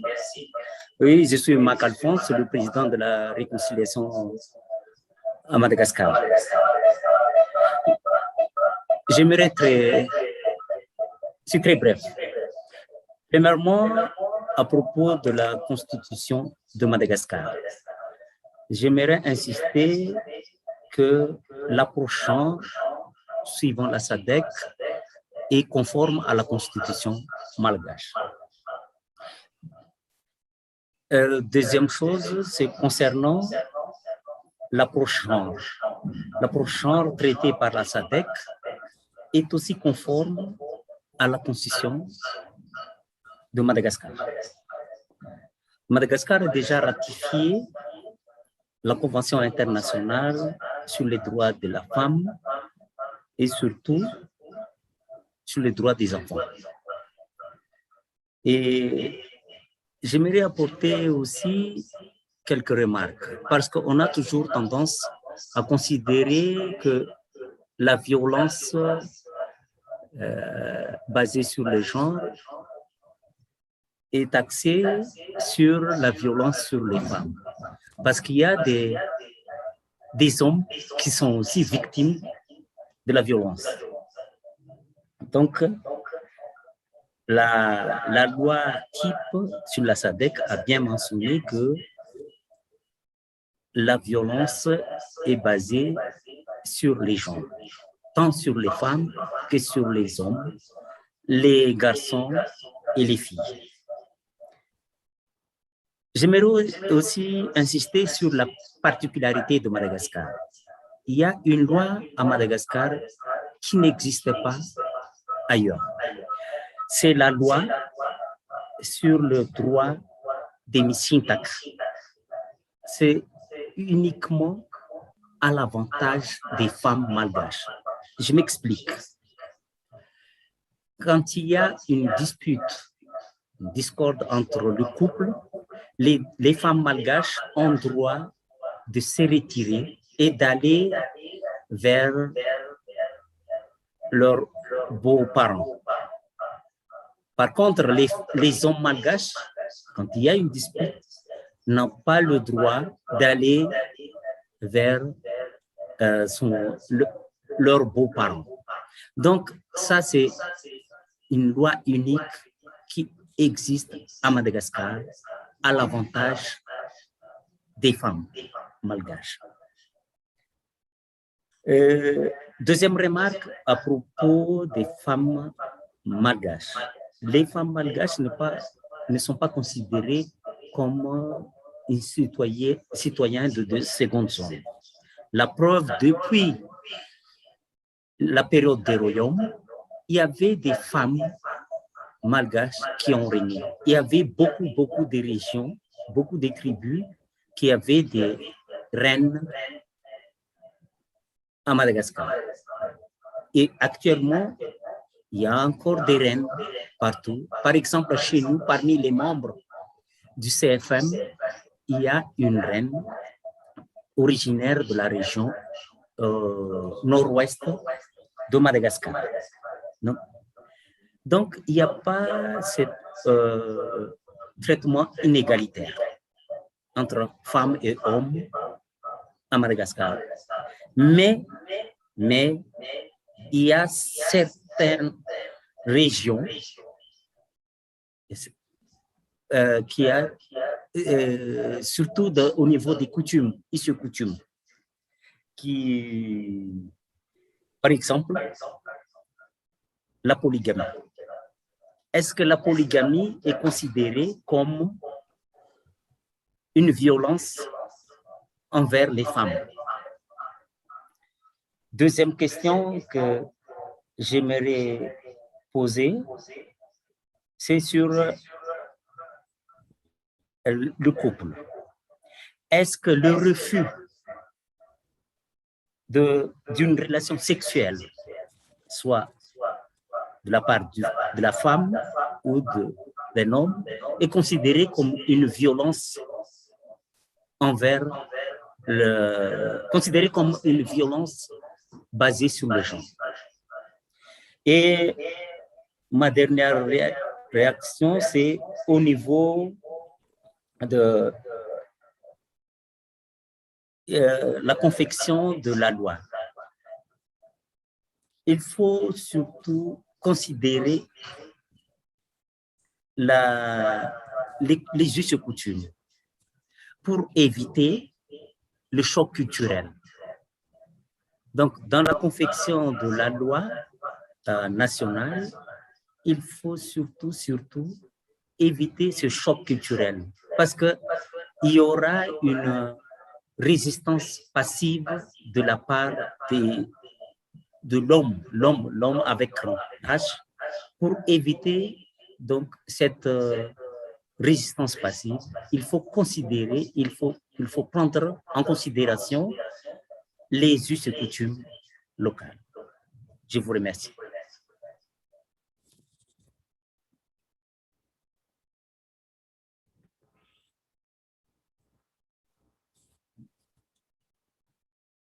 Thank you very much, Honorable Maka. I now invite King Dino.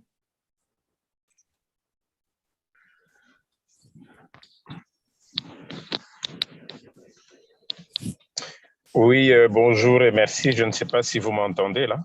Est-ce que c'est ma voix porte? Yes, I can hear you very clearly, Oui. Honorable. Ok, merci. Sa Majesté Fumudi Mantino, roi Congo de la RDC, et également président du Conseil supérieur de l'autorité traditionnelle et coutumière de la RDC, vice-président du Conseil des autorités traditionnelles d'Afrique, communément appelé Konata Kotla, qui est mise au point par l'Union africaine et l'ONU Femmes Afrique, et aujourd'hui avec l'UNICEF, l'INFP qui se sont ajoutés. Et je suis le vice-président. Et donc, je vous remercie d'abord de l'invitation que nous avions eue pour rapprocher cette rencontre, ce qui est notre joie parce que ici, je voudrais avant tout souligner que la mise en place de Kotla Konata a été sur base de l'invitation de l'ONU Femmes Afrique, qui en fait avait les trois soucis basés sur les violences faites à la femme, les mariages précoces et les mutilations génitales féminines qui faisaient un peu plus rage vers l'Afrique de l'Ouest. Et donc, au début, ça a été effectivement cette réflexion de se dire, oui, vous avez des soucis, certes, vous essayez de vous battre pour essayer d'apporter des solutions à tous ces différents problèmes, mais quels en sont les canaux? Parce que le plus important, ce n'est pas les soucis qu'on a, mais le plus important, c'est qu'est-ce qu'on a balisé comme terrain pour finalement aller parler de ces sujets et éventuellement apporter des propositions et des solutions. Je voudrais ici féliciter Madame Musonda.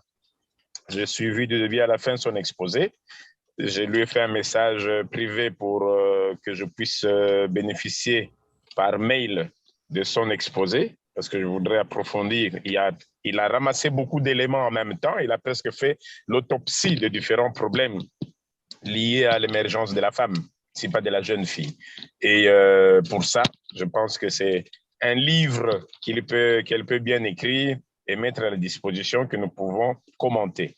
Mais mon intervention rejoint plutôt mon prédécesseur, monsieur de Madagascar, monsieur Alphonse Maka, qui a relevé dans sa préoccupation la violence qui n'est pas nécessairement violence faite à la femme, mais qui est devenue plutôt une culture dans la communauté, qui est devenue une déviation communautaire, qui n'est plus un problème ni de l'homme, ni de la femme, ni de l'enfant, mais de la déviation totale de la communauté, de la déviation totale des pays, des continents.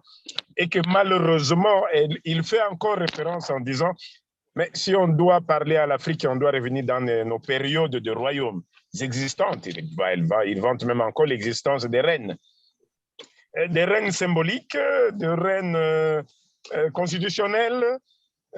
Et donc, la difficulté qu'on a ici, c'est que quand on veut parler de ce genre de cas, l'intellectuel, les scientifiques, l'académicien africain a difficile à se définir d'abord lui-même. Sommes-nous en train de parler des États post-coloniales qui ont tout copié de lois internationales qui ne sont que de lois post-coloniales? Ou sommes-nous en train de parler de l'Afrique qu'on veut réhabiliter? Je pense que le problème dès le départ, nous disons, oui, il y a violence, oui, il faut orienter, mais il y a un sérieux problème. Oui, on veut parler aujourd'hui des autorités traditionnelles et des leaders religieux, en ignorant même parfois que les leaders religieux appartiennent à des religions qui sont des cultures différentes, mais qu'on veut associer à l'autorité traditionnelle qui, lui, est le fondement, la racine de la culture africaine. Oui, les textes de loi, j'ai suivi pendant l'intervention de Mme Musonda, en train de relever les lois coutumières qu'elles collent source de droit. Oui, les lois internationales sont aussi des sources de droit locales quelque part. Mais vous conditionnez l'existence de lois coutumières qui sont l'existence africaine conditionnés au préalable, alors au préalable, à la compatibilité aux lois internationales qui ne sont autres que de lois de cultures étrangères. C'est comme si l'Afrique, ayant cherché l'indépendance, ayant cherché à se faire humain, est conditionnée avant de dire humain, il faut que vous soyez d'abord humain par rapport aux lois de l'autre qui le reconnaît humain. Et dans la recherche de cette violence, nous ne cherchons pas les fondamentaux. Les fondamentaux, c'est dire, oui, il y a des violences qui aujourd'hui attiennent toute la communauté. Oui, il y a des violences, comme a posé la question M. Macan en disant, est-ce que cette polygamie est acceptée? Oui, oui, dans les chefs religieux islamiques, c'est accepté même jusqu'à 4. Dans les confessions religieuses catholiques, ce n'est pas accepté, mais en acceptant en même temps la maîtresse et les concubins, en acceptant même le mari qui accepte que sa femme est sortie avec son amant. L'aspect de l'amant et de la maîtresse est accepté dans cette autorité religieuse selon la culture gréco-romaine, mais la polygamie est acceptée selon la culture arabe, et tous ces chefs traditionnels face à nous, les autorités traditionnelles, d'où nous disons toujours, oui, il y a un travail de fond à faire. Mais le travail de fond, c'est de se demander, quand l'autorité coutumière, après que vous tous, aussi intellectuels, professeurs, docteurs des écoles orientales, occidentales, extra-orientales, qui réfléchissez face à l'autorité coutumière, parce que vous êtes tous butés au mur, à une violence que vous ne savez plus gérer.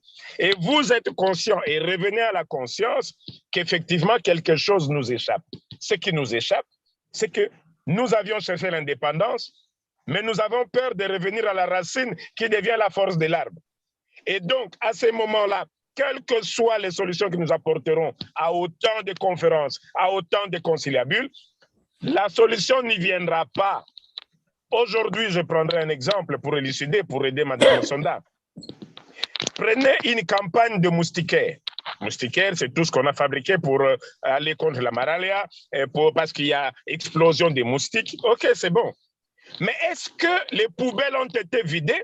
Est-ce qu'on a cherché d'abord des solutions pour éviter la conscience d'accumulation de poubelles? Comment ramener le peuple à d'abord se mettre dans la propriété d'éviter des poubelles qui produisent des moustiques? Donc, la campagne sur des milliards de moustiquaires ne changeront rien parce que le socle de la production des moustiques est encore là. Nous sommes en train de vouloir chercher des solutions. Oui, nous devons aller sur 3 étapes. La première, c'est qu'en même temps que nous allons chercher des solutions aux racines, trouvons des solutions palliatives de l'anéantissement de la violence. Quand on veut parler mariage précoce, je dis, il n'y a pas de mariage précoce, il y a des grossesses précoces. Ces enfants qui attrapent des grossesses dans les écoles, ces enfants qui sont conditionnés dans des coins des rues, ce n'est pas parce qu'on a pris l'enfant, on a amené chez les parents du mari pour dire, bon, l'enfant est encore jeune, mais la famille accepte de prendre l'enfant à charge, qu'on dit que ça devient un mariage. Ah non, ce n'est pas un mariage. Ce sont des solutions transitoires. Parce que finalement, après l'accouchement, la fille rentre chez lui, il a même perdu sa scolarité. Qu'est-ce que nous cherchons exactement? C'est bien définir nos cultures qui sont positives, qui ne sont pas des polycopies occidentales, qui ont délabré notre culture. Sommes-nous prêts aujourd'hui à dire que les dialogues que nous voulons avec l'autorité traditionnelle, c'est écouter l'autorité traditionnelle, c'est ramener le loi coutumière comme socle, et que ce soit les lois internationales qui en fassent la compatibilité et non l'inverse. Vous me dites réhabilitez-vous, mais vous dites en même temps à condition que vous soyez compatible aux lois de la République qui ne sont que des lois internationales. Alors vous allez réhabiliter l'Afrique indépendante quand? Oui, nous sommes en train de parler avec Sa Majesté, le roi Congo, et avec tous les honneurs. Mais dans quel texte africain ont-ils donné d'abord la responsabilité à l'autorité traditionnelle pour que je sois capable de défendre notre culture? Des symboliques. On nous prend comme tous ces rois qu'on fait maintenant en Europe pour dire des rois symboliques, ils règnent mais ils ne parlent pas parce qu'il est au-dessus de la mêlée. Non, non, non, non. La culture africaine, c'est le socle de la société. Et je pense que si cet élément est ajouté au travail qu'a fait Mme Musonda, certainement que nous allons alors aller vers la deuxième partie qui est le départ vers des solutions solides et définitives d'une communauté. Continuer à travailler sur des solutions entre parenthèses, entre ciel et terre, comme j'ai toujours dit, ni ciel ni sur terre.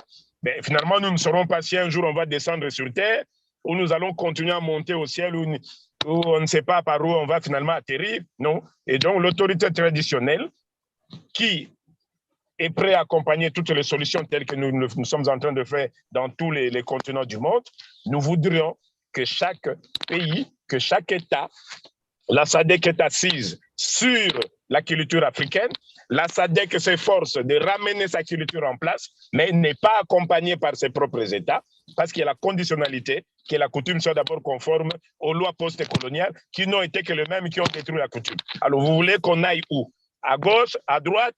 On n'arrivera jamais. Et donc, je voudrais que la participation de l'autorité coutumière soit plus entrée comme partenaire égal, qui d'un côté a des intérêts à protéger, et de l'autre côté, ceux qui sont en train de se battre pour l'éradication de ce genre de fléaux puissent effectivement se sentir qu'on est deux faces. Parce que dans la face où il y a les fléaux, il y a aussi les confessions religieuses. Ils sont de l'autre côté. Ils ne sont pas des côtés de l'autorité coutumière. Ils sont presque la prolongation de toutes ces oppressions qu'on a connues. Et donc, face à face, deux camps en train de se débattre, vous avec vos lois qui doivent d'abord, qui nous conditionnent à être conformes d'abord à vous, et nous qui disons à vous de venir vers les lois que nous sommes. Et on aura trouvé les justes milieux qui donnera la solution au niveau de l'Afrique. C'est ce que je voulais, tout en vous souhaitant une bonne journée et que les ancêtres puissent vous bénir et vous inspirer pour le bonheur des Africains. Merci beaucoup.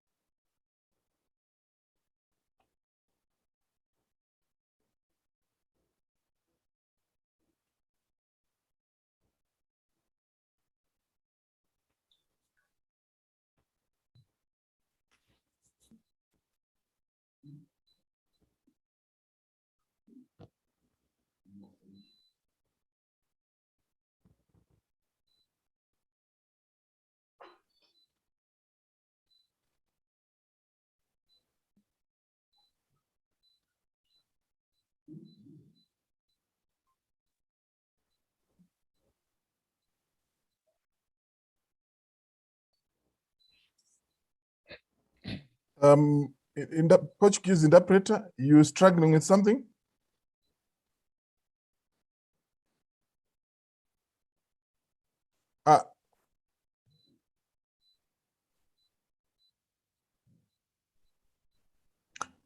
Okay, noted. Thank you very much, King.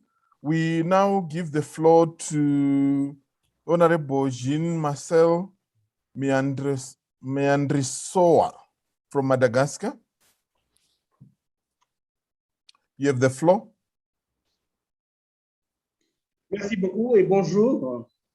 Meandrisoa Jean-Marcel fait partie du Conseil du Fampiavan à Madagascar, vice-président de la Commission Refondation de la Nation et de la République, professeur à l'Institut scientifique et comptable de Madagascar, ainsi que leader traditionnel étant donné que descendant du royaume Kanouche, un des tribus à Madagascar. Je vous remercie infiniment de cet exposé, qui est vraiment un exposé riche, mais pour que mon intervention ne soit pas longue, tout d'abord, il n'est pas possible de penser que la culture d'au-delà, comme mes prédécesseurs a dit tout à l'heure, ne doit pas écraser la culture nationale de l'Afrique. Moi, je ne vais plus parler de ce que mes prédécesseurs ont déjà dit, mais je vais parler seulement de une des sources de cette violence basée sur le genre. Une des sources, c'est la pauvreté.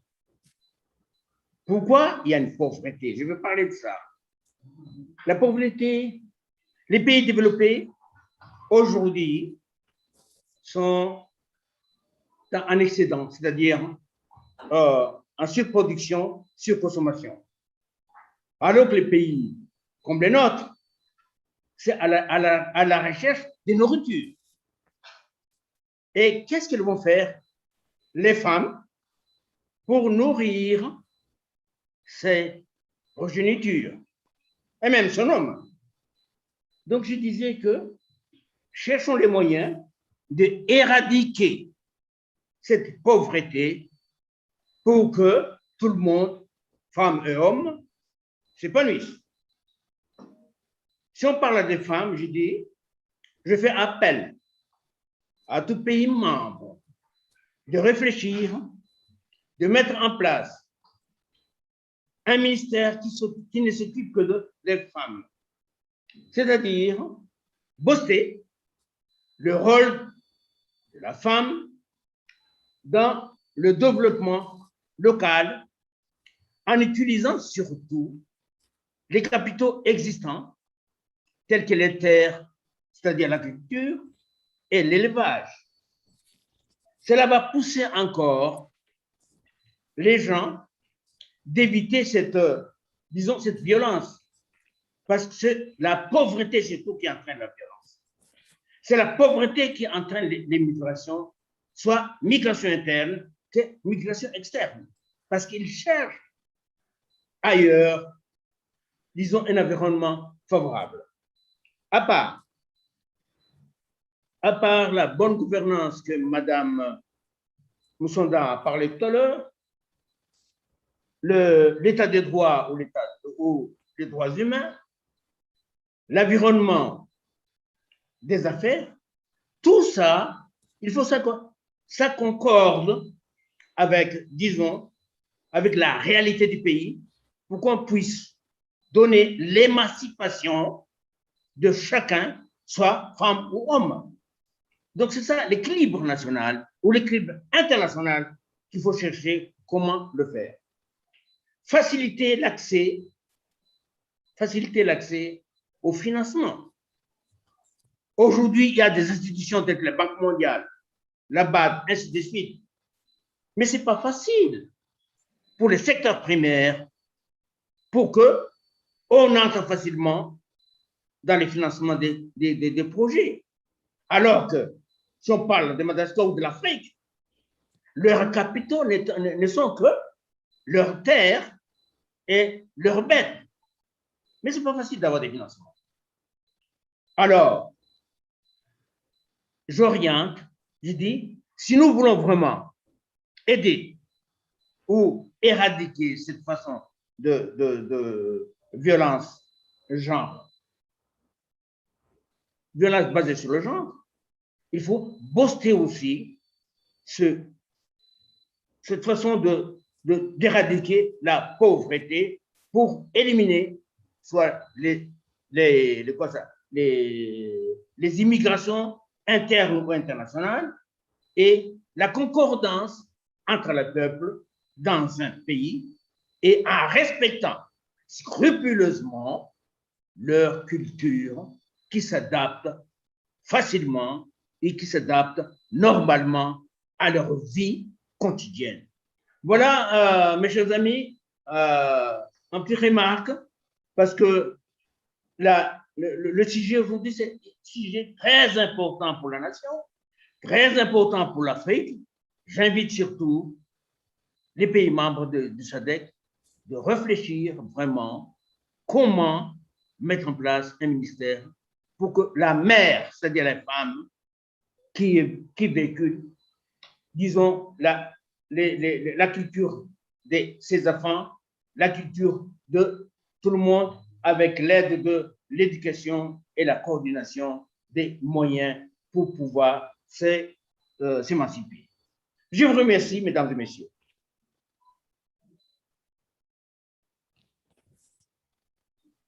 Thank you very much, Honorable Marcel, for that intervention.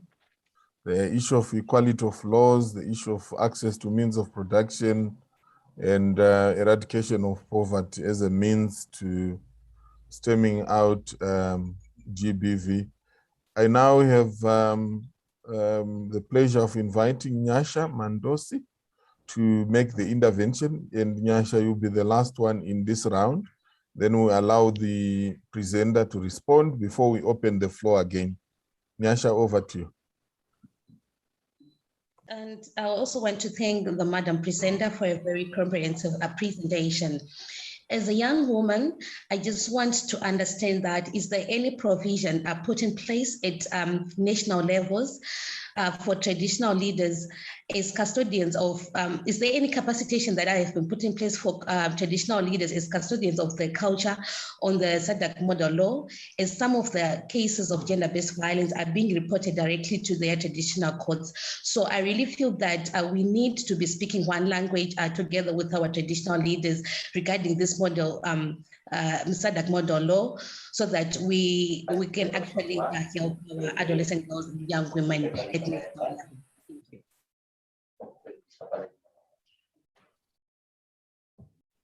Thank you very much for the question. At this juncture, allow me to invite Madam Sonda to respond. Maybe before she does, just to assure participants that copies of the presentations and the model law would have either been sent in advance, but if they have not been sent, please drop your emails in the chat box or send an email to gbv@sadcpf.org, and we will be able to send you the copies of the both the presentation and the draft model law. I wish to inform the King that we have since sent the presentation to his email. He should be able to have received it now. Over to you, Madam Sond. Thank you, Mr. Moderator. A lot has been said, a lot of value, and my first comment would be that some of the comments have been taken note of by the rapporteurs, and because this is a process of consultation, so it's important to hear what important stakeholders like traditional leaders and leaders have to say. And just a moment, Madam Sonda. ICT, could we mute mics that are not having the floor, please? Thank you very much. Please proceed. Yes, thank you, Mr. Moderator. I was just saying that there's been a lot of commentary, which is very valuable and which our rapporteurs are taking note of. And because this is a process of consultation, so it's to improve the efficaciousness of the law. So some of these areas.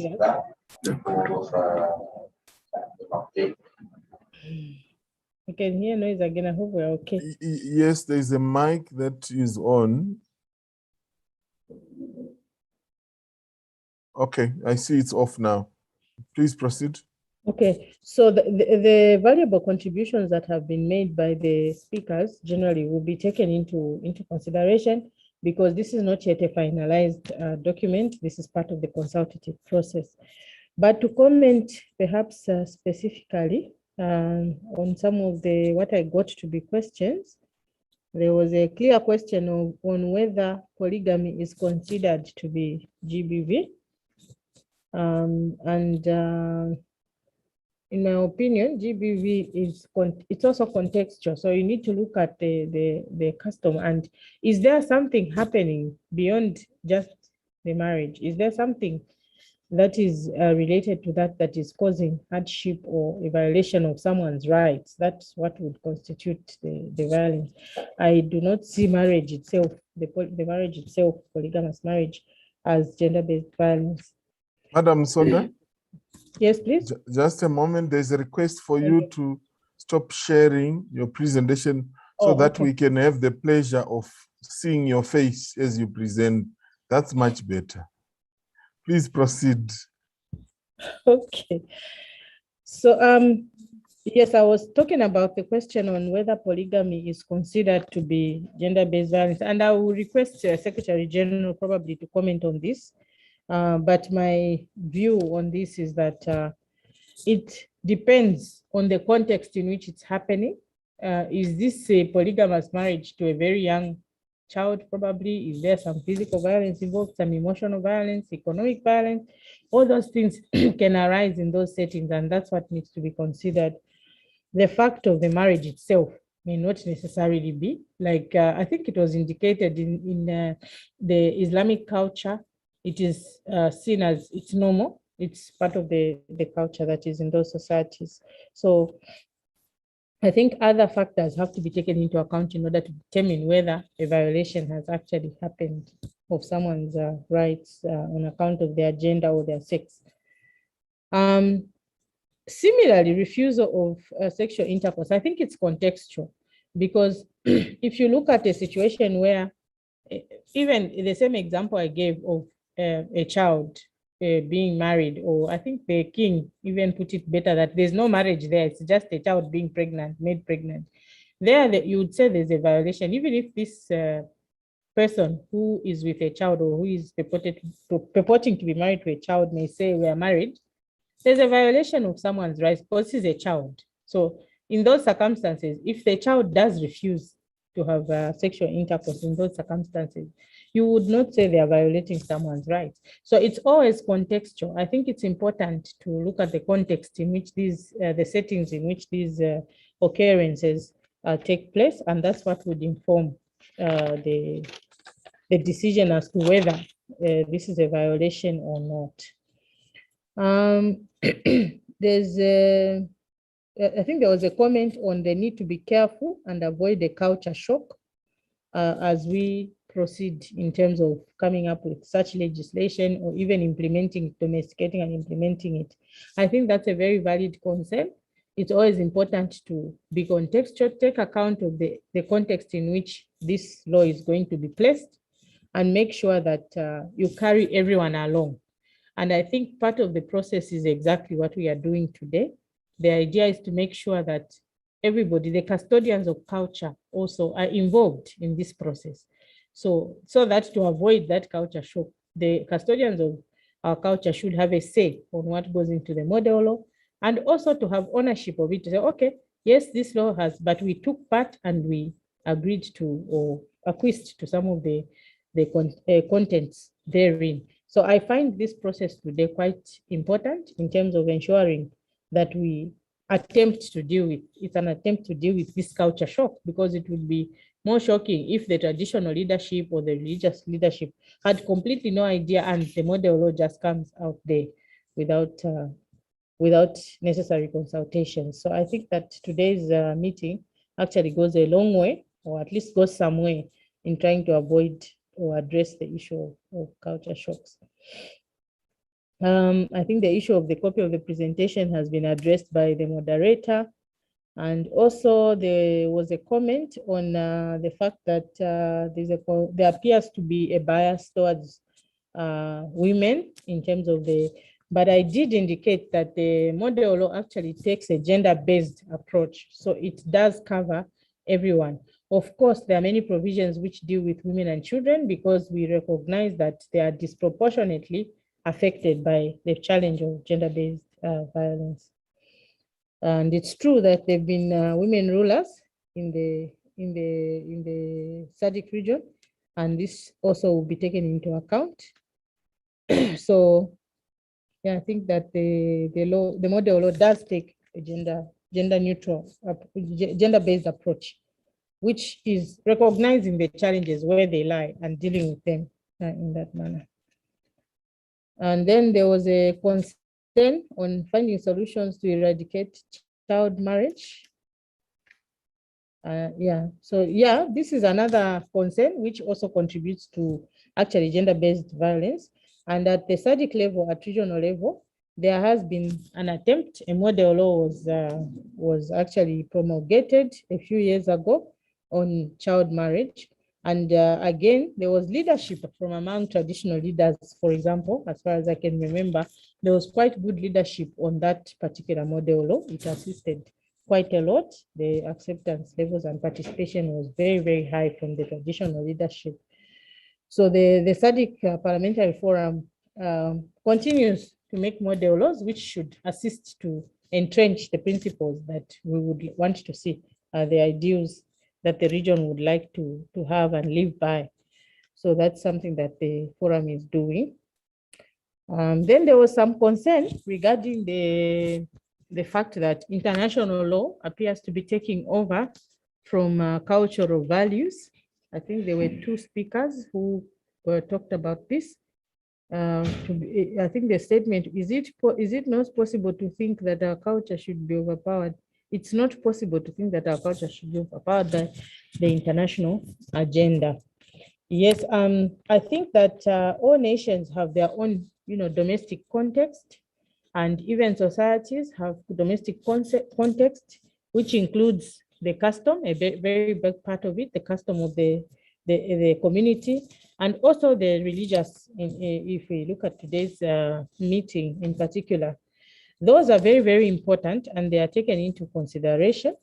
At the same time, the state also has obligations. Remember, these nations, the Sadc member states, have actually signed up to say these are our ideals as a country. So they have agreed. So the Sadc model law on GBV is not introducing anything that these member states have actually not agreed to. It's not like they are bringing a culture from some other place, which the member states have no idea about, and bring it into the Sadc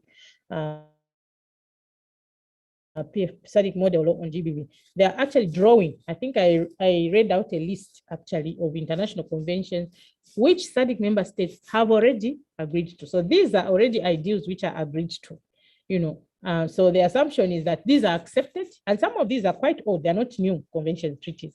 So they've been agreed to by the Sadc member states, and these are the ones that the model law is drawing from, the things that are already agreed, they're on the table. And actually, most of these member states are already even reporting how much progress they're making towards achieving those.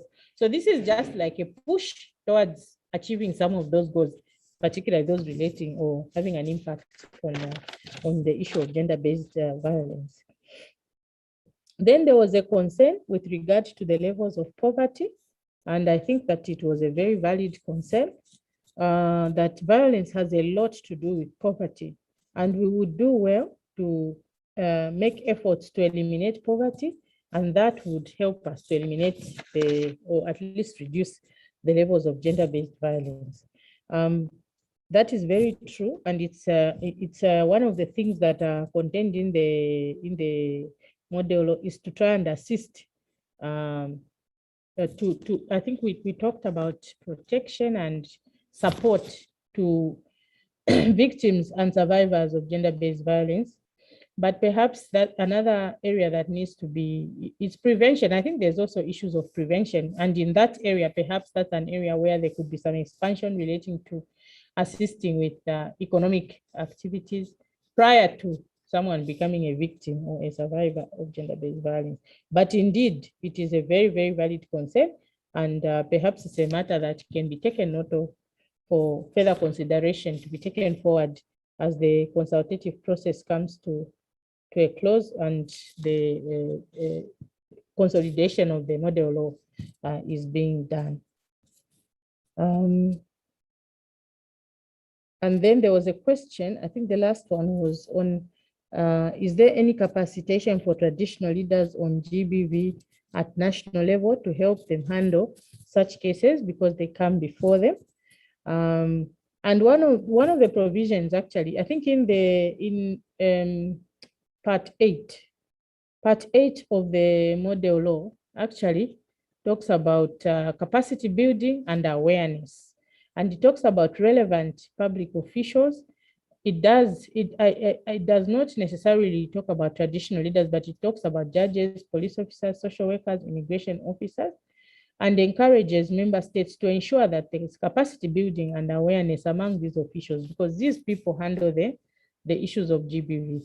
Therefore, in that case, I would agree that it's important for us as we going forward with the model law to actually take note that traditional leaders and probably religious leaders also who have to, I'm sure many times have to handle cases of gender-based violence must be included in the capacity building and awareness that is being proposed in part 8 of the model law.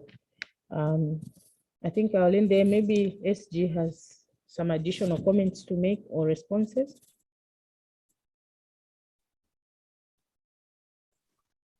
SG, do you wish to make any comments? Thank you very much, Mr. Moderator. Just to appreciate the interventions that have been made and to appreciate the responses that have also been fielded in this regard. Allow me, I'll just take from the broad thematic issues that have been highlighted as concerns, and my mind will just be to assure our august traditional leaders and religious leaders of key issues that underpin the value of the model law. And there was a question, let me start somewhere. There was an issue of whether culture and international law conflict. I like the response that Madam Musonda gave, but I'd also like you to I'd also like to admit that yes, international law and culture do conflict. And I'll be able to say a few things about this, but allow me to also say that it is reconcilable because international law is based on equality and equal protection of the law, and that all human beings are born equal. But culture in many of our societies tends to privilege men and treat them as more superior than women. And this is the conflict that I'd like for us to just think about and reflect on. We know that far afield in many of our countries, let me just say, I heard one of the speakers speak to the issue of, the Muslim culture, let me just say Islamic countries, women were not allowed at some point to vote. Some are still not allowed to drive. We're not allowed to drive until these are the issues that bring me to issues where culture has never been constant. And we see progress in most of these countries where these changes are actually taking place.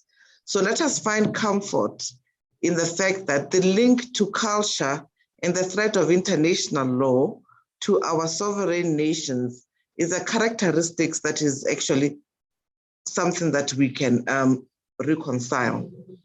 And maybe let me bring a principle which is a structural issue in all the issues that we struggle with around socioeconomic development or the issue of gender-based violence. History has taught us over time that in most societies, we struggle with the issue, or let me say a system of patriarchy. We can talk about gender-based violence, but if we don't integrate the issue of patriarchy as a system that exalts male power and domination as one of the key factors that explain gender-based violence, then we may not be able to get to the capacity development that we endeavor.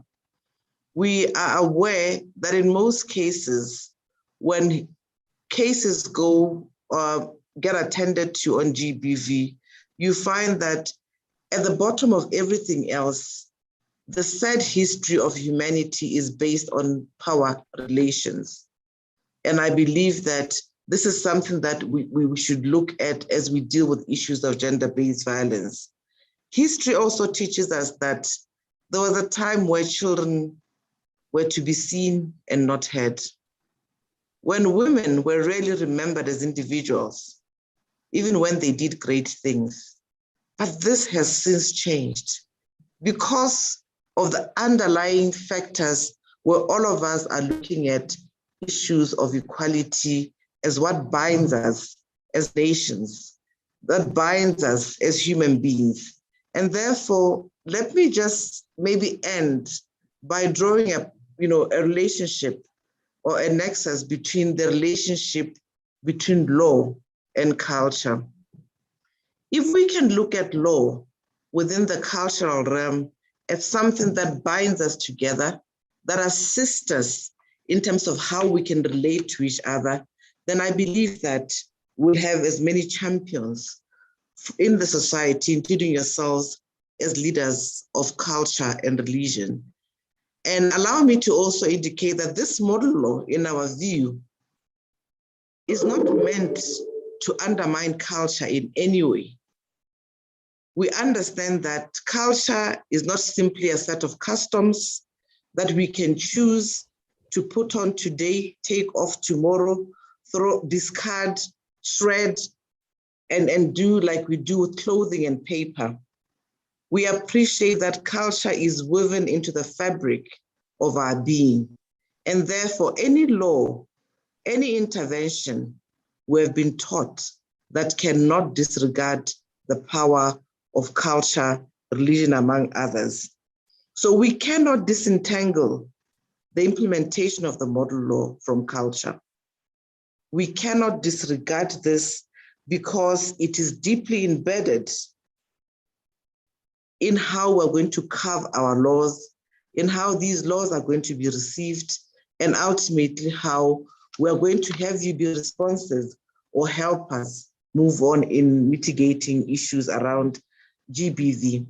I would like to appeal to this august house that the issue of culture and imposition of international law should not distort the good intentions of the GBV model law. Rather, it should help us in terms of issues of power, domination, and the basis of the fabric of society, where we find that some of these things are not what culture actually would like to associate with, nor religion. So culture will ultimately, at the end of it all, be a driving force behind the legal pluralism. So assuming that we can disregard culture is out of the question. I would like to appeal to this August Assembly in this regard, and also look at, we will task ourselves as a Sadc Parliamentary Forum to continually link with civil society organizations. We have the AU Goodwill Ambassador, who has worked with us very closely when we were developing and adopting the model law on child marriages. And we had chiefs that came to the fore to celebrate with us when this was adopted. And this is the appeal and the context within which we bring you to the table, and we take you seriously. And I'd like to take the comments that Mrs. Musonda has made as mine, because this is the spirit within which the Sadc Parliamentary Forum interacts with the citizens of Sadc. As you know, parliaments represents everybody in their diversity without exception or discrimination. And let me end by saying the issue of women and men with regards to GBV is simply based on facts. The evidence point that the majority of people who are greatly impacted by GBV appear to be women, although we are also registering a huge number of men and boys who are also impacted. And this is part of what we do not want humanity to be remembered for.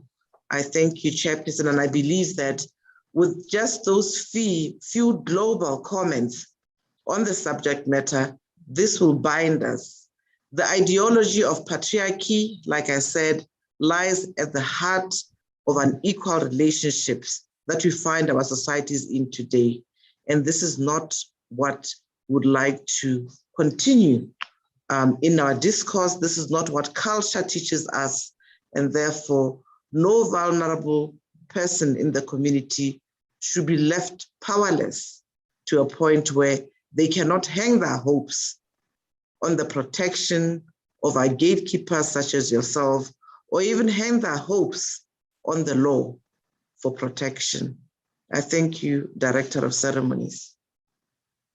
Thank you very much, Madam Secretary General, for those comments.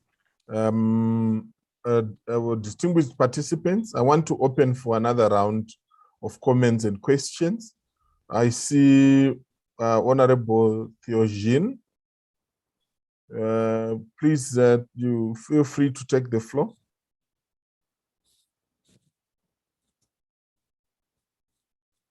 You are muted. Please unmute. Honorable Theogene, you are muted. C'est bon? C'est bon? Yes, yes, I can hear you now. Voilà, merci. Radzonarvelo Théogène. Je suis secrétaire exécutif du CFMI, le Conseil de Famille Banana Malagas. De formation, je suis juriste.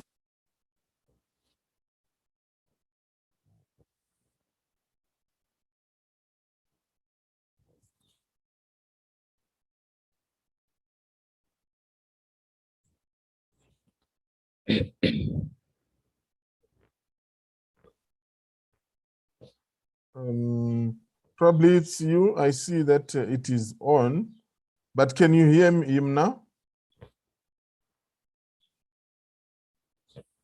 ICT, could we deal with the issue of interpretation there?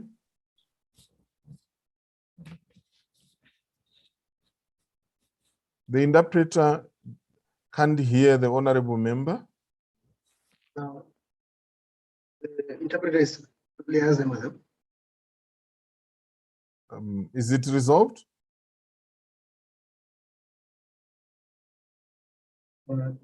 Just a moment, sir. Honorable Theogene, if you can hear me, the interpreter is unable to hear you.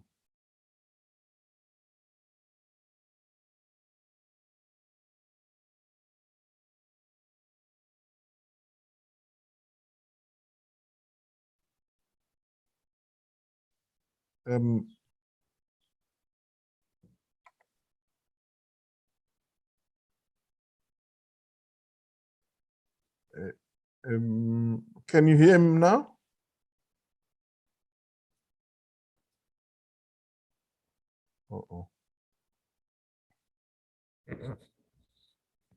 ICT, are you able to assist?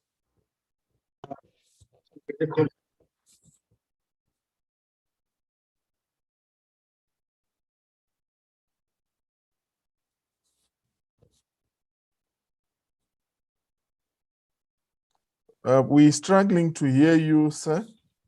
Honorable Theogene. Are you able to hear me?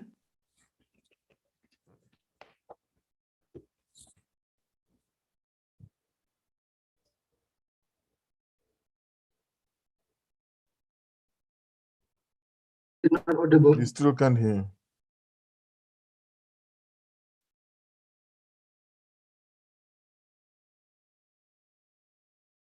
Maybe you could write in the chat interpreter to indicate that we are unable. Sure.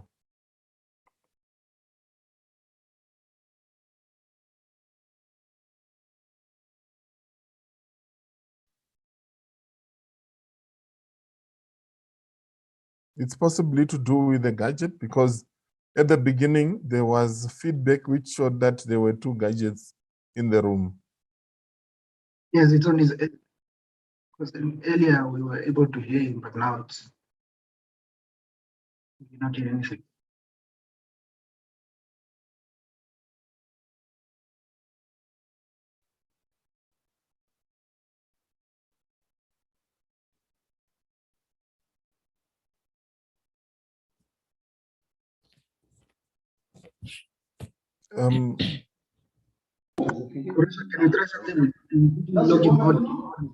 Yeah.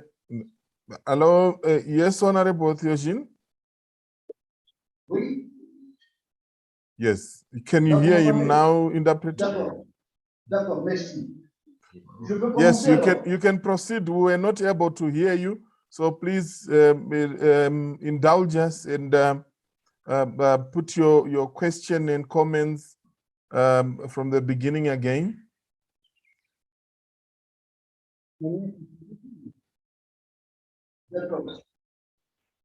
Merci. Merci. Bien. Je ne reviens pas sur les questions de fond qui ont été évoquées par les précédents intervenants. Moi, en tant que juriste de formation, je suis secrétaire exécutif du CFM. Juriste de formation, diplômé en doctorat en droit public et spécialité droit international. Dans mes expériences, j'ai participé à la rédaction de plusieurs textes nationaux ici à Madagascar, des textes législatifs, des textes réglementaires et surtout des textes constitutionnels. Alors, devant le problème, là, pas un problème, mais la question qui nous intéresse surtout aujourd'hui, dans le cadre de la relation de coopération entre la Sadc et ses États membres, il y a donc ce projet de loi type, n'est-ce pas, sur l'approche genre, et surtout qui prévoit d'éradiquer donc la violence basée sur le genre. J'aborde l'intérêt de notre débat d'aujourd'hui sous un angle plutôt juridique, c'est-à-dire l'un des problèmes fondamentaux du droit international, à savoir la question du rapport d'un type de texte de ce genre, notamment donc la loi type, son rapport vis-à-vis du droit interne des États membres. Parce que tout à l'heure, en écoutant l'expert de la Sadc, quelques points de son intervention a quand même attiré, a éveillé mon attention. Parmi ces points, il y a celui qui touche la question de condamnation. Il y a aussi un point qui touche l'intégration de la loi type dans le droit interne des États membres. Alors, à ce sujet, je voudrais soulever le problème suivant. Concernant le régime de compétences en matière de condamnation, s'il s'agit de condamnation pénale, ma question est la suivante. Au niveau de la Sadc, comment est-ce que dans cette loi type, n'est-ce pas, aborder la question de compétence du juge national en matière pénale? Parce que la condamnation pénale touche quand même l'un des attributs de souveraineté des États. Autre problème d'ordre juridique, c'est l'intégration donc de la loi type dans le droit interne. Parce que tout à l'heure, en suivant l'expert, il me semble avoir bien entendu que la constitution des États membres doit faire l'objet d'adaptation. Mais je n'ai pas entendu par quel moyen, le moyen de cette adaptation. Parce qu'à ce sujet, il faut quand même dire une chose. Chaque État a son propre système juridique. Il y a des États qui optent pour le système moniste, d'autres optent pour le système dualiste, n'est-ce pas? Et à ce sujet, la question d'intégration de la loi type dans le droit interne va être différente. Et cela pourrait même poser problème. Alors, pour le cas de Madagascar opte pour le système moniste. C'est-à-dire que un texte international régulièrement adopté par les autorités nationales compétentes doivent d'abord avoir l'autorisation du Parlement pour pouvoir s'intégrer dans le droit interne malgache. Alors, ma question est la suivante. Parce que ça touche un problème fondamental. Est-ce que cette loi type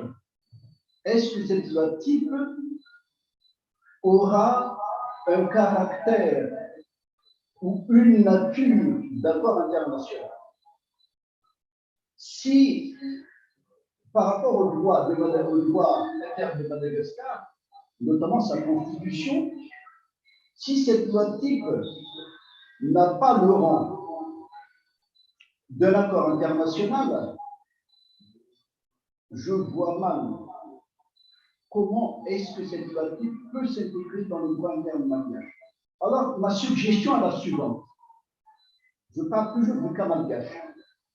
Cette loi type, si elle devra être et pouvoir être intégrée dans le droit interne malgache, il faut que cette loi type soit ou devienne un accord international ratifié par les autorités compétentes, notamment le président de la République, et qui devra par la suite recevoir l'autorisation du Parlement. Et une fois cette procédure respectée, cette loi type pourra s'intégrer dans le droit interne malgache et aura même valeur nationale aux lois, aura même valeur supérieure aux lois nationales malgaches. Mais encore une fois, il faut voir encore une chose. Parce que les lois malgaches en matière matrimoniale, par exemple, les lois malgaches ont quand même leur spécificité. Ça a été évoqué tout à l'heure par le président du CFM, du Conseil parthéral de Madagascar. Ce qui signifie tout simplement que cette loi type va faire l'objet de sérieuses réserves. Et la procédure de réserve, le régime de réserve est quand même prévu et accordé par le droit international, beaucoup par le droit international. Pour terminer, j'ai deux suggestions. Parce que tout à l'heure, en suivant l'exposé de l'expert, je soupçonne quand même une intention de faire de cette loi type un texte à rédiger dans un style civiliste, c'est-à-dire rédigé de façon très détaillée. Alors que si on fait cette approche, cela va rendre difficile la réception de cette loi type au niveau interne. Parce qu'encore une fois, chaque pays a encore sa spécificité socio-culturelle. Alors, le style de rédaction de cette loi type doit être, n'est-ce pas, de style constitutionnel, autrement dit, très général. Et comme ça, sa réception dans le droit interne va être plus facile. Dernière suggestion, il faut quand même que dans cette loi type, il y ait un volet ou bien un système d'évaluation, c'est-à-dire prévoir à l'avance dans cette loi type un système d'évaluation pour qu'on puisse évaluer et connaître qui sont les pays qui ont des lois qui se rapprochent de cette loi type. Et que dans ce cas, il ne faut quand même pas obliger de tels pays encore à remettre en cause leur loi nationale.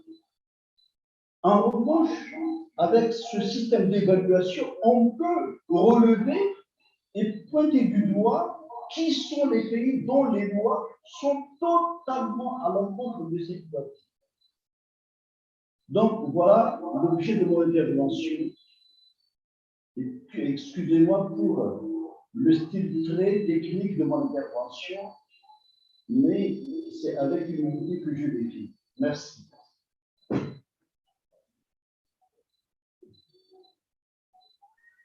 Thank you very much, Honorable Theogene, for that question and comment regarding the process of adopting and adapting the model law vis-a-vis the different legal systems in the member states. I'm sure the presenter has taken note and will be able to give sufficient response to the question. I see another hand from La Princess Zo. I'll call her La Princess Zo. You have the floor.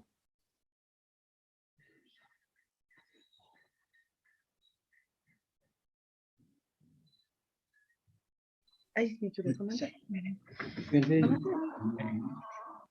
No.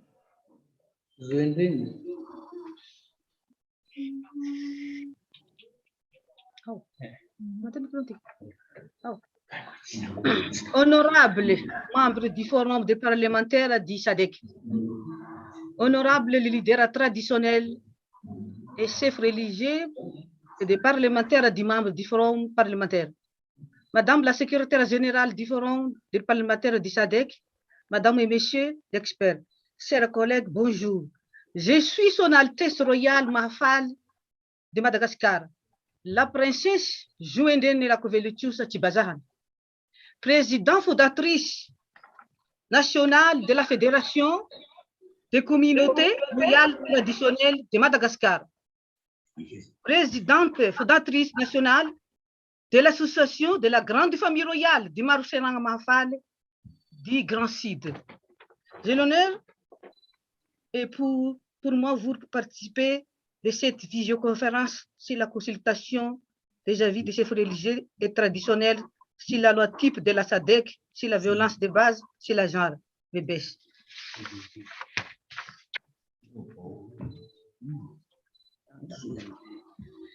La VBS fait partie de discussions de thématiques menées ici de différentes résolutions nationales et internationales prises par les autorités traditionnelles et coutumières malgaches et Afrique. Le Congrès national de l'Afsertem du 27 au 27 octobre 2012 à Nussbehel-Ville de Madagascar, la déclaration d'engagement de la reine des princesses lors du lancement du Africans on Culture Traditionnel Network, qui Kampala, Ouganda, 3-8 septembre 2013. La Symposium nationale des leaders traditionnels coutumiers à Mahajanga, Madagascar, 30 avril 2014. Conférence La Reine des princesses des femmes traditionnelles à Touliara. Résolution du Maroc à 2018 sur la mise en place de l'Union des autorités traditionnelles d'Afrique, IATA. Les engagements pris entrent dans l'objectif priorisation des droits des groupes vulnérables et marginalisés. Nous, autorités traditionnelles et coutumières de Madagascar, aimerons que cette loi type de Sadc pour violence basée sur la genre inscrite dans les respecter des droits de l'homme et des valeurs, principes républicains. Les respecter des pratiques culturelles et coutumières Afrique, et en particulier de Madagascar, compte tenu de la diversité ethnique et culturelle. La considération de l'habitation sociale et des contextes socio-culturels au cercle d'Afrique, voire de Madagascar, évolue face des conséquences graves de la pandémie COVID-19. Implication des statuts d'autorité traditionnelle des coutumiers dans une démarche concertée pour rassembler le processus. Les respecter d'engagement d'autorité traditionnelle et coutumiers suivant initiative de la mise en place de la Union autochtone d'Afrique. Proposition, amendement sur la loi type de Sadc sur la violence de base des genres. Nous propositions amendements concernant notamment des parties des suivants. Partie 3, 35. Droits des victimes pendant de la procédure judiciaire ou quasi-judiciaire. 2. La disposition suivante appliquant de toutes les affaires liées à la violence de base des genres. B. Aucune loi au droit ou pratique coutumier ou qui ne les régler les pratiques religieuses ne peuvent être utilisées comme motif d'acte de violence de base sur le genre. Il faut voir, car par cas des pays membres d'application de cette disposition, pour ne pas dire aux bonnes pratiques communautaires, afin de respecter des valeurs culturelles promoteurs d'empêchement de développement communautaire durable. Partie 7, 70, sensibilisation du public. Les ministères sensibilisés des grands publics à la nature, aux causes ou conséquences, et aux moyens de prévention des violences de base, basées sur le genre, traverse les vastes campagnes nationales facultés menées en collaboration avec les autorités compétentes, les organisations de la société civile, des autres agences au niveau local, national.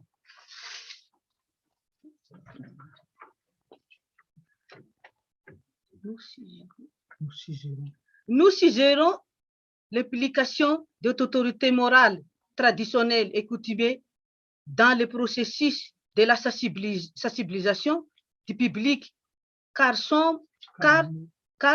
nous sommes les acteurs incontournables dans le cadre du changement de comportement positif pour capitaliser aucun les communautaires. Partie 8.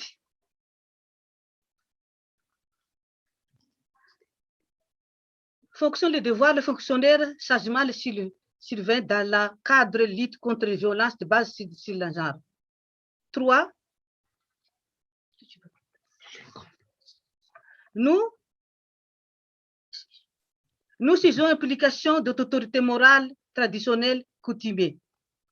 Enfin, nous recommandations d'adaptation de la politique réassignation sociale en vigueur dans chaque des membres du profil de la victime face aux conséquences sociales, économiques et de la VPG. Madame, Monsieur, à toute bonne tentative, contribueront d'après la loi en harmonisation de notre communauté pour un pays de développement durable, qu'un leader chaque pays d'Afrique aura la force et le courage pour trouver les solutions faire face aux conséquences graves pendant le début. Je vous remercie. Notre débat. Merci.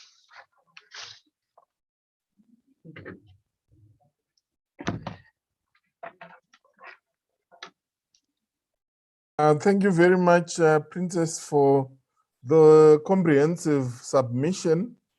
May I request that, if possible, the submission be emailed to the email that I shared earlier on, which is gbv@sadcpf.org, so that the drafter has full sight of it and is informed accordingly.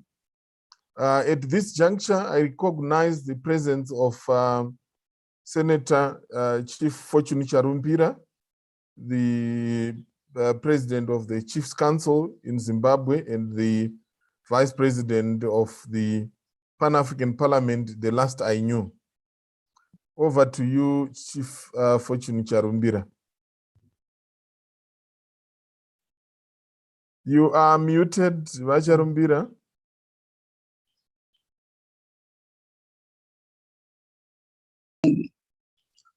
Thank you, moderator, Dr. Kurasha, Secretary General of the Sadc Parliamentary Forum, honorable members of parliament participating. And in fact, I should have started with our traditional leaders more than anything else, because lack of recognition of our own values is also a cause of gender-based violence. But we have relegated our values to a point where people have become violent. So I'll repeat and say traditional leaders, our Secretary General, for our MPs, then Secretary General. That should be the order. And other participants, I should apologize that I did not follow proceedings from the beginning because I had other engagements, but I was keen that I can't lose this very important discussion. And I want to start by saying congratulations and thank you very much to the Sadc Parliamentary Forum. This is very, very important.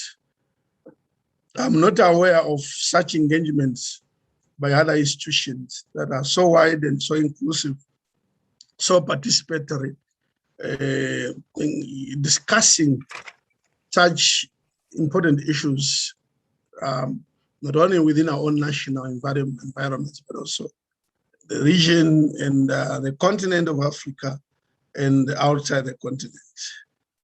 My comments will be as follows. First is to congratulate you.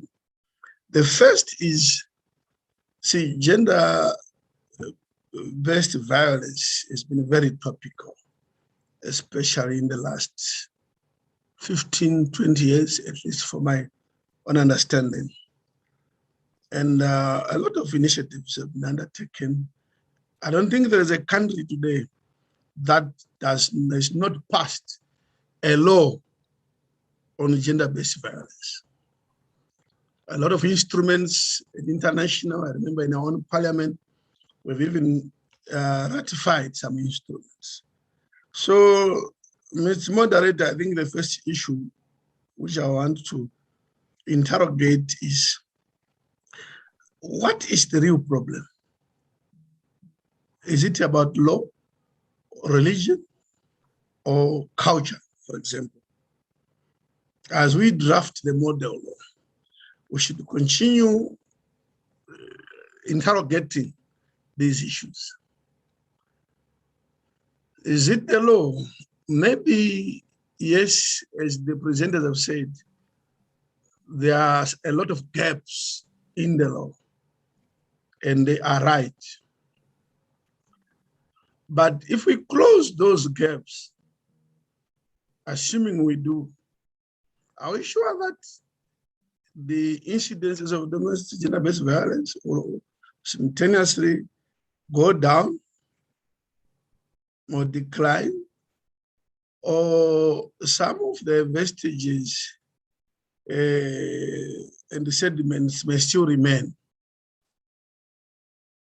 And the issue of religion, I think at some point we need to be open and say, to what extent does the religion contribute to gender-based violence? I think it's a research that has not been conclusive so far. And the issue of culture, to what extent does culture exacerbate the problem of GBV?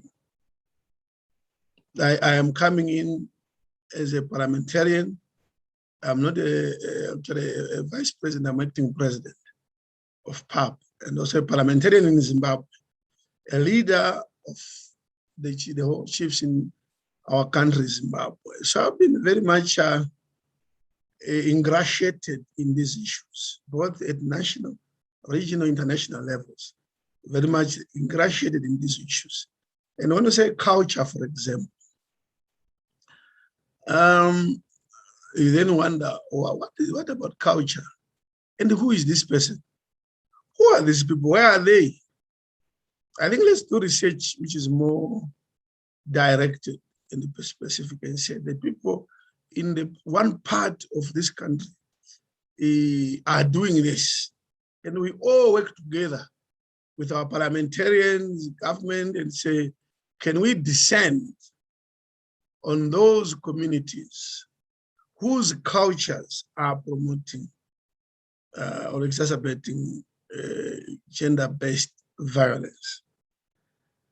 I want to say, Mr. Moderator, that with regard to culture, we totally in Zimbabwe condemn any person, male, mostly male, of course, some women, who are perpetrators of gender-based violence. We in Zimbabwe do not tolerate. In fact, we urge authorities to punish. And where we can punish ourselves as traditional leaders, we do punish.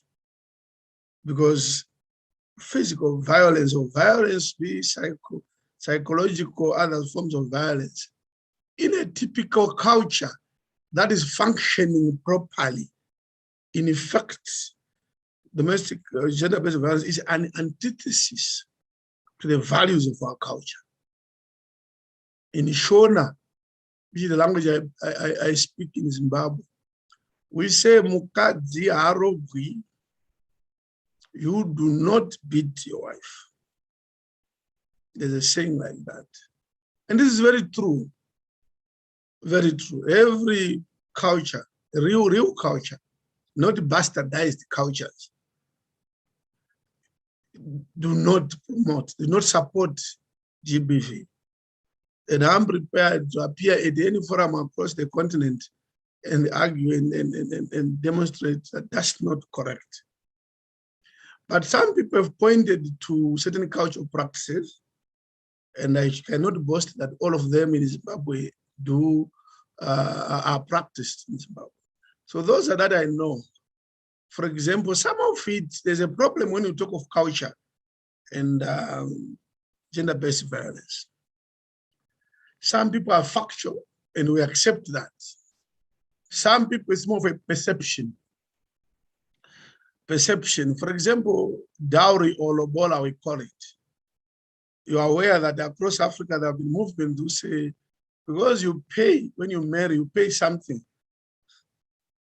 Then you have the attitude that I've bought this woman. I'm therefore entitled to kick, hit as you like. I think maybe now I address the Secretary General. Madam Secretary General, I think this is a topic that you may want to explore further, and we are willing to engage further. There has been a bit of what I may call illicit views about some cultural practices, including lobola. Some perceptions are Western-based, and that is not supported. In fact, we're taking too long. About 7 years ago now, I think, about 7, 8 years ago, there was a case in Uganda. An NGO called Mikumi petitioned the appeal court, arguing that lobola, or payment of law dowry on marriage, should be abolished because it encourages gender-based violence. In short, the Supreme Court or Court of Appeal had 5 judges who heard the case. 4 were female, 1 was male. The 4 female disagreed with that application, that the payment of dowry encourages gender-based violence. The 4 female judges said no. The 1 male judge said, yes, let's abolish. So because the 1 male judge was the minority, the case did not succeed. But one of the most important arguments that came out in that case was researches have been done around across the world, and it has been found that countries like Bangladesh, if I remember, Philippines and the like, had the highest incidences of gender-based violence. But when they marry, when they marry, there's no dowry that is paid in those societies. There's no dowry paid, but still they record the highest. So there's no direct correlation between payment of lobola and gender-based violence. Let me move on. That's this issue of culture sometimes, as I said, it's much about perception and attitudes. Then the issue of, I just read in the document that victims and survivors sometimes have little or no access to justice system. Madam Secretary General, Segoma, please, I think let's contextualize these things properly. Where is this victim? Where is this survivor? Where are they surviving? Where do they reside? If they are in rural areas, there is no depth of or absence of leadership in rural areas. Every corner, within a distance of a kilometer at least, there is some traditional authority who has mandate to deal with complaints and even enforce judgments. But let's also look at the issue that the issues of gender-based violence in most jurisdictions, if not all, including Zimbabwe, these are classified as criminal cases. Because they are criminal cases, except Botswana, where I know the traditional leaders enjoy some limited criminal jurisdiction, many which relate to livestock. The jurisdiction of the traditional leaders is ousted. They have no jurisdiction on any case that sounds criminal or categorized criminal. Now, that's one issue. We are not saying give us those powers. Maybe there are good reasons why they are not given to that. But look, the traditional leaders can watch. At the end of the day, you refer the matter to the police. And then you wait and you just watch, see how it will be handled, they concluded, what judgment. So the issue that traditional leaders also have no jurisdiction on a typical case of gender-based violence, especially when there's been harm caused. Yes, we can deal with other less harmful cases. And we do deal with those. And we ensure that we protect the victims. And the issue of access actually is there. But it's a question of the degree of harm, if it has been physical. And in most cases, the degree of harm is quite severe. And then you bring out the authority then has to go out. Let me conclude two issues at the end of the day. I think what we should focus more on is not whether culture or religion causes GBV, but it's the role. That's more important. What is the role of cultural authorities, traditional authorities? What's their role? Give them their proper roles. When you say, this is your role, why are you not doing this?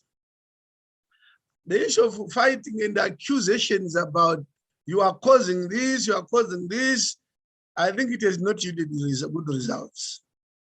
But to say, you traditional leaders, in the next meeting, Madam Secretary General, Sadc PF, we have to agree on what are the roles of traditional leaders, and they have to be endorsed by traditional leaders. Are you performing your functions with regard to this? Then we start winning. Then we assign responsibility to religious leaders. What are your roles? Lastly, the issue of evaluating laws. Because there's a whole list, if you look from UN conventions to African Union to Sadc to national laws on GBV. The laws, it's not about my absence of laws. It's more about to what extent have those laws been understood, accepted, synchronized, and enforced. So let's evaluate these things from time to time and critically look at every clause that we agree on and say, has this been working? So we should agree maybe after every 5 years, 10 years, we say, let's meet again and say, is this particular one working?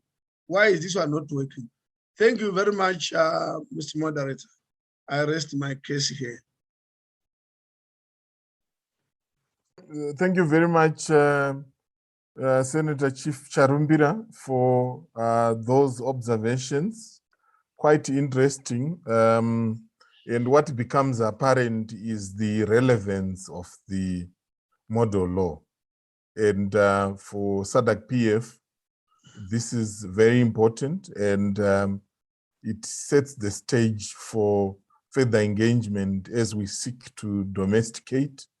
I will not preempt the responses because my responsibility is not to give responses. Let me allow Madame Sonda to respond. Thank you so much, Mr. Moderator, and thank you for the very useful contributions that have come from the floor. I must say again that we've had a lot of comments, I think useful comments, that the rapporteurs are taking note, and shall be taken into account as the model law is being finalized. But to comment on some of the questions, the first contribution regarding the technicalities of the law from Honorable Theogene, I think. I hope I got the name right. I think he raised basically two issues.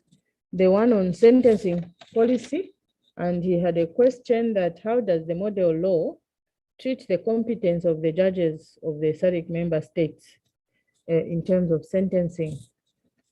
I must indicate, perhaps we need to, because he was talking technicalities, I suppose we should begin with the explanation that the Sadc Parliamentary Forum is not a lawmaking body. So the work, the resolutions of the forum currently, perhaps that will change in the future, are not binding. They are not laws properly so called. So no, the model law is not a treaty. It doesn't have the status of a treaty. It is soft law. And I think in the beginning of the presentation, I did say that it is a standard, a benchmark that wishes to create a commonality of understanding and a commonality of standard, a standard system, which member states can then draw upon in their national legislative systems.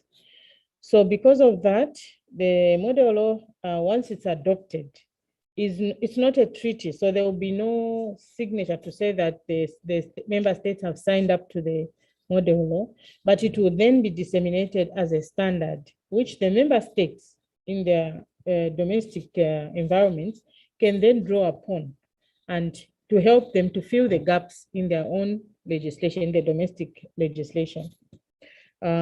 So in terms of the treatment of competence of judges, this is entirely domestic.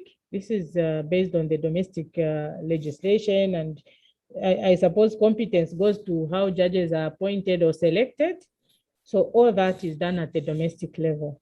What the model law does in terms of sentencing is simply to provide some basic standards of what kind of sentencing policies national member states, Sadc member states could adopt.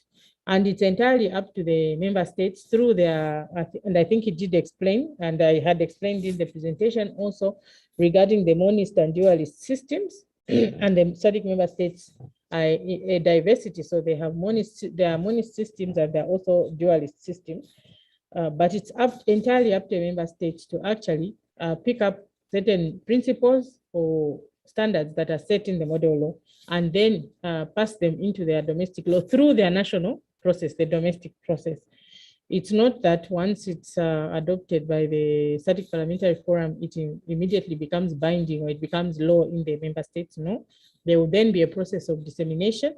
It's just to agree on a commonality of standards, which the member states can draw upon in improving where they have existing laws, or for those that do not have existing laws dealing with gender-based violence, to actually start thinking about and enacting laws dealing with gender-based violence.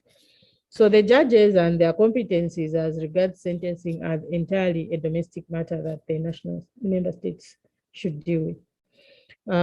I think I've also dealt with the issue of how do member states adapt or adopt the model law. I think I've said each member state will, once the model law is passed, there will be dissemination. They will look at it and they will be encouraged to pick from there the standards which will help them to close the gaps in their own domestic legislation, or even to adopt it as a whole if they maybe don't have existing legislation. So it doesn't, the model law does not have the status of a treaty. It does not have that kind of status. Then there was the issue of evaluation of the legislative landscape in relation to the model law before the standards could be set. And I think I did say also in the presentation that such a study was, in fact, the research was undertaken, and it's on that basis that some of the provisions in the model law have actually been developed, because there was an understanding of the existing legislative landscape in the Sadc region. I think the second speaker mostly made comments, which I appreciated, and that traditional leaders are agents of positive behavior change, and there's no law or customary practices that should be used to justify violence against women or gender-based violence, and that the traditional leaders would want to work with the Sadc Parliamentary Forum towards the development of the region and, of course, elimination of gender-based violence.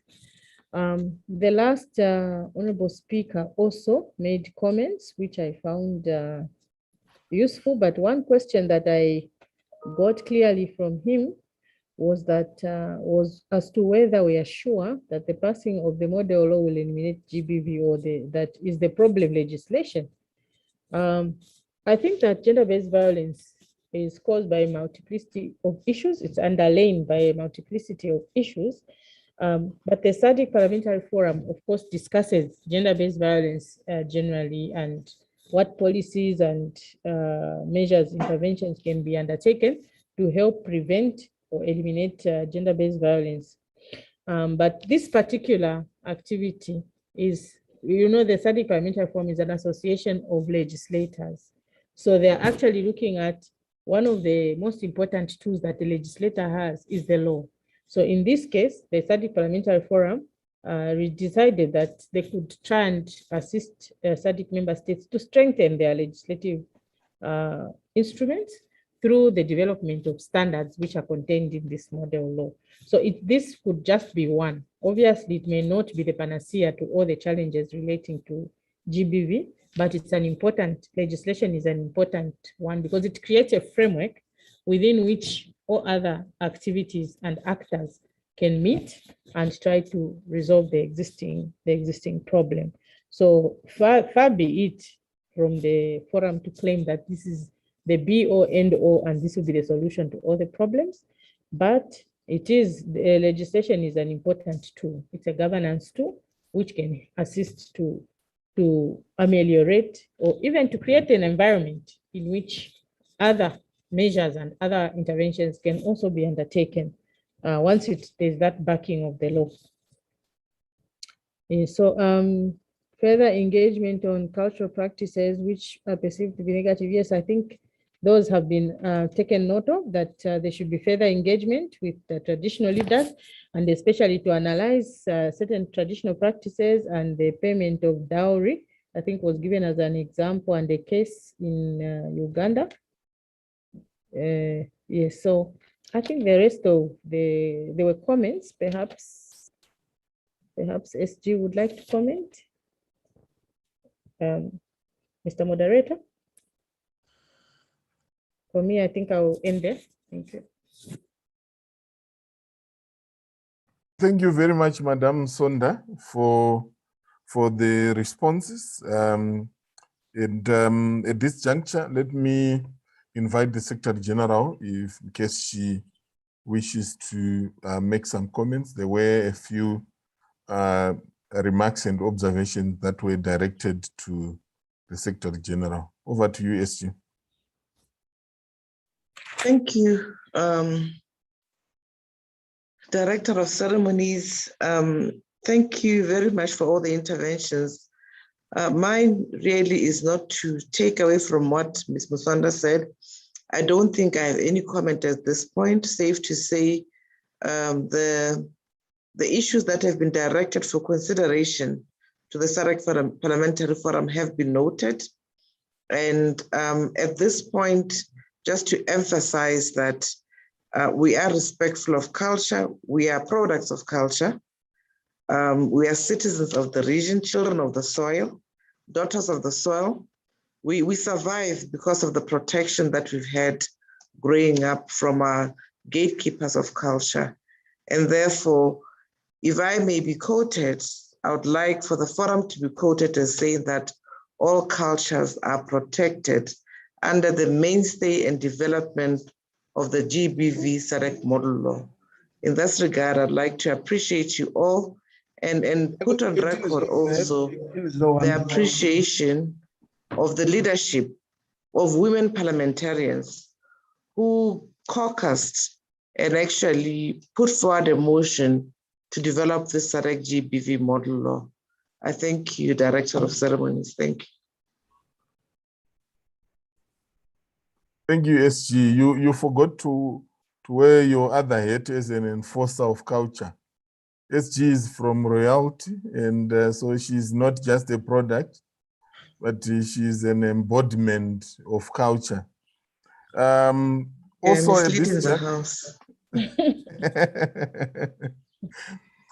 at this juncture, I also wish to put on record the appreciation made by Chief Fortune Charimbira, not just as the traditional leader, but also as the acting president of the Pan-African Parliament, of the extent of the reach of Sadc PF's consultations, in particular engaging traditional leaders and religious leaders.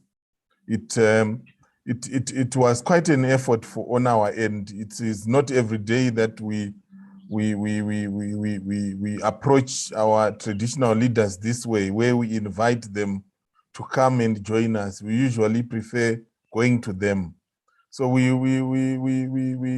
also were reflecting quite a lot about the suitability of the methodology we were using, being on a virtual platform in the first place, and just making them Mohammed not going to the mountain, but asking the mountain to come to Mohammed. But we are happy that the traditional leaders are appreciating the gesture that Sadc PF has made and appreciating the richness in terms of the extent to which the consultations have been opened to the diversity of stakeholders. As we draw towards the conclusion of the meeting, I wish to check if there are any members or participants that wish to make further comments, questions.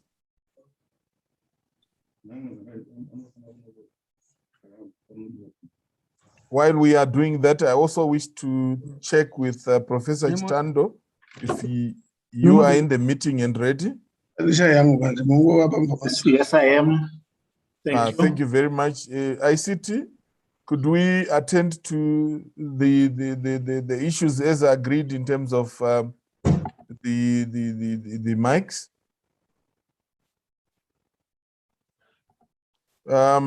So at this juncture, I have the pleasure of inviting Professor Ezra Chitando from the World Council of Churches, Southern Africa, to deliver concluding and solidarity remarks. You have the floor, sir.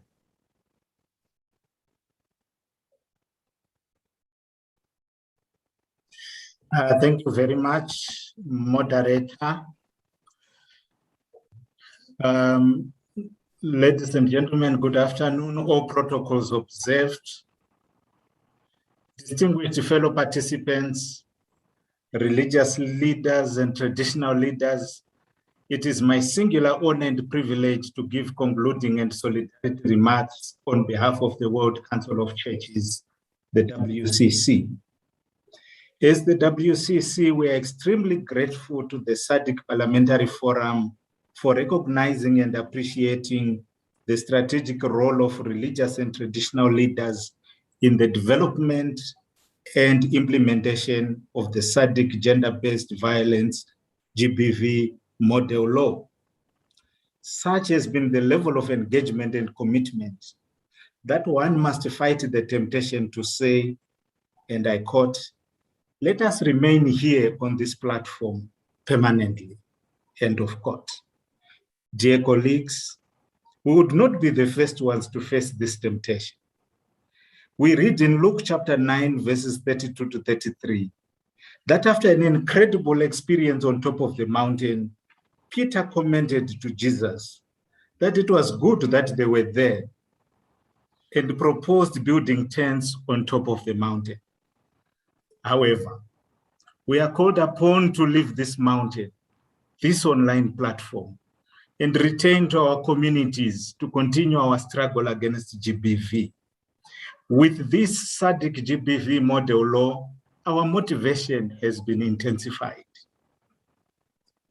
As religious and traditional leaders, we would like to thank the Sadc Parliamentary Forum for taking our role seriously. We are literally everywhere. That is, wherever one finds the people of God, one finds religious and traditional leaders. According to the Afrobarometer Dispatch number 339 of 2020, Africans trust their religious and traditional leaders more than any other category of leaders. We are on the front line, responding to cases of GBV when they happen, as well as seeking to provide effective counseling to prevent them from happening. We provide a permanent ministry of accompaniment to our communities.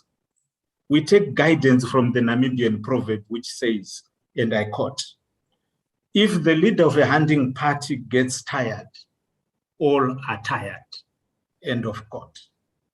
We would like to reassure the Sadc Parliamentary Forum of our unwavering commitment towards the goal of the model law.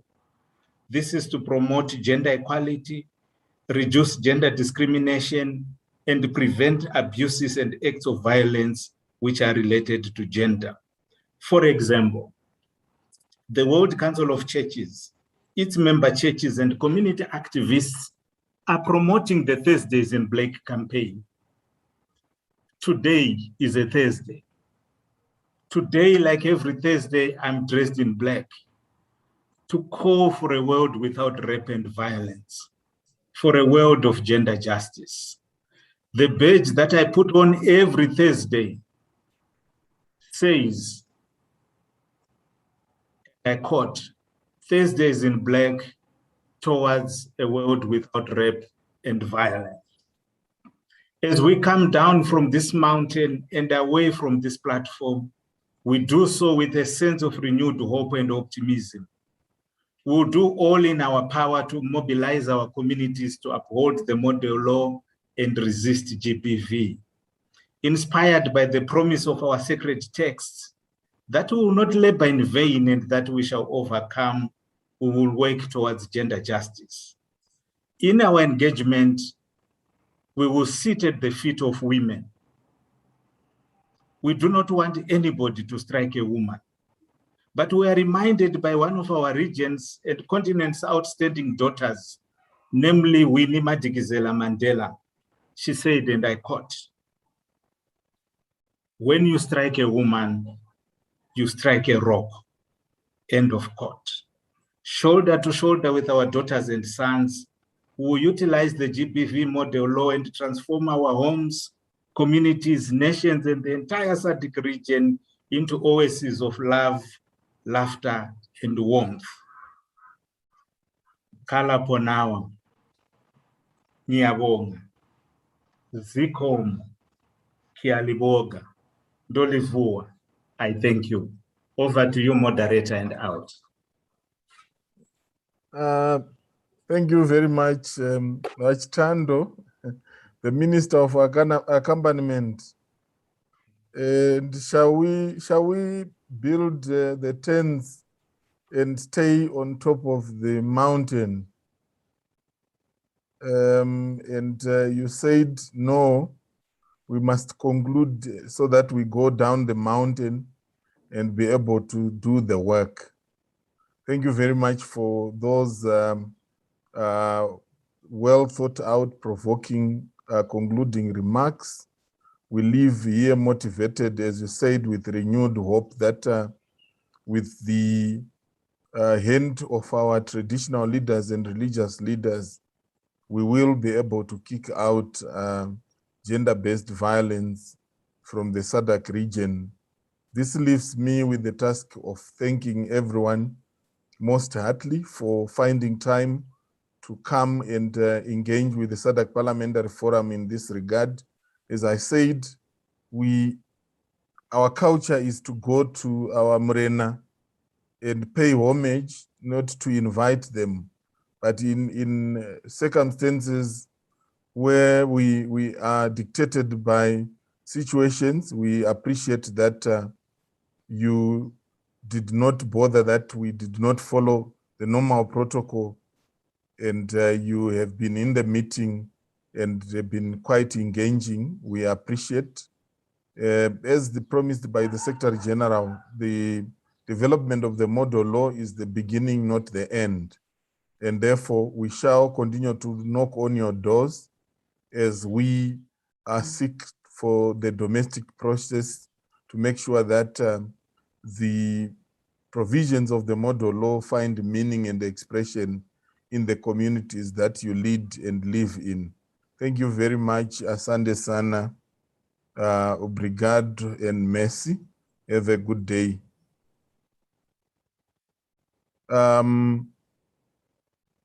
ICT advise if we need to put our videos on for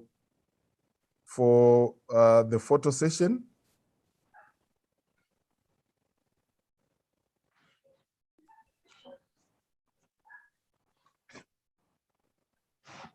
Modise?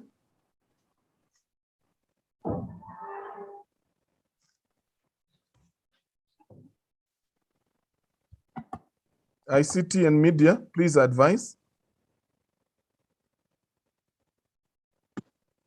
Yes, I think we can have our videos on for a screenshot. Sure. Honorable members, before we leave the meeting, shall we all put our videos on so that we see the blacks on Thursday and take photos before we leave? Professor Chitando, we want your video on.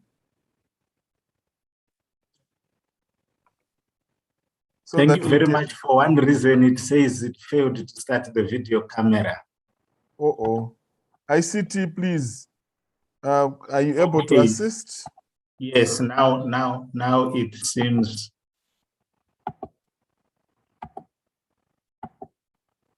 Still, it's not. Senator Nichombo. Pegishazo.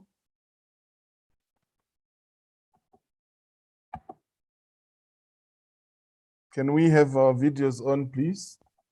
ICT, are you able to assist Professor Chitando?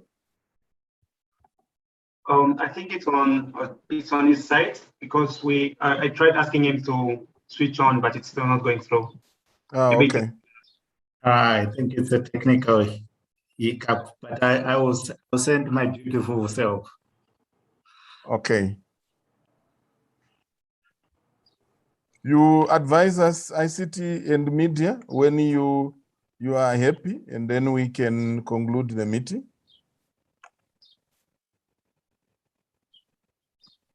Okay, I'll be taking the first shot for the first room now.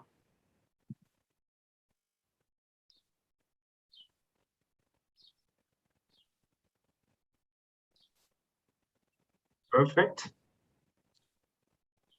All right. I think we are good. Thank you. Thank you very much, Wilfred. And once more, thank you very much, everyone, and have a good day. Thank you. Bye. Bye. We can terminate. Magadi Seguru. Evo shkurasha ndona ngogora nakugona urishashaka. Maita basa Seguru. Urishasha, well done, well done. Secretary General, long time. Indeed, sir. You can credit Corona for that. Yes, double credited, but you look very well anyway. Yeah, I can see you are enjoying your position as Secretary General. I can see you look brighter and more confident on the face, which is good news. Thank you for the kind words. Thank you. Kuraja, Tombo Zota. Paganaka Seguru. Thank you, ICT. We can terminate.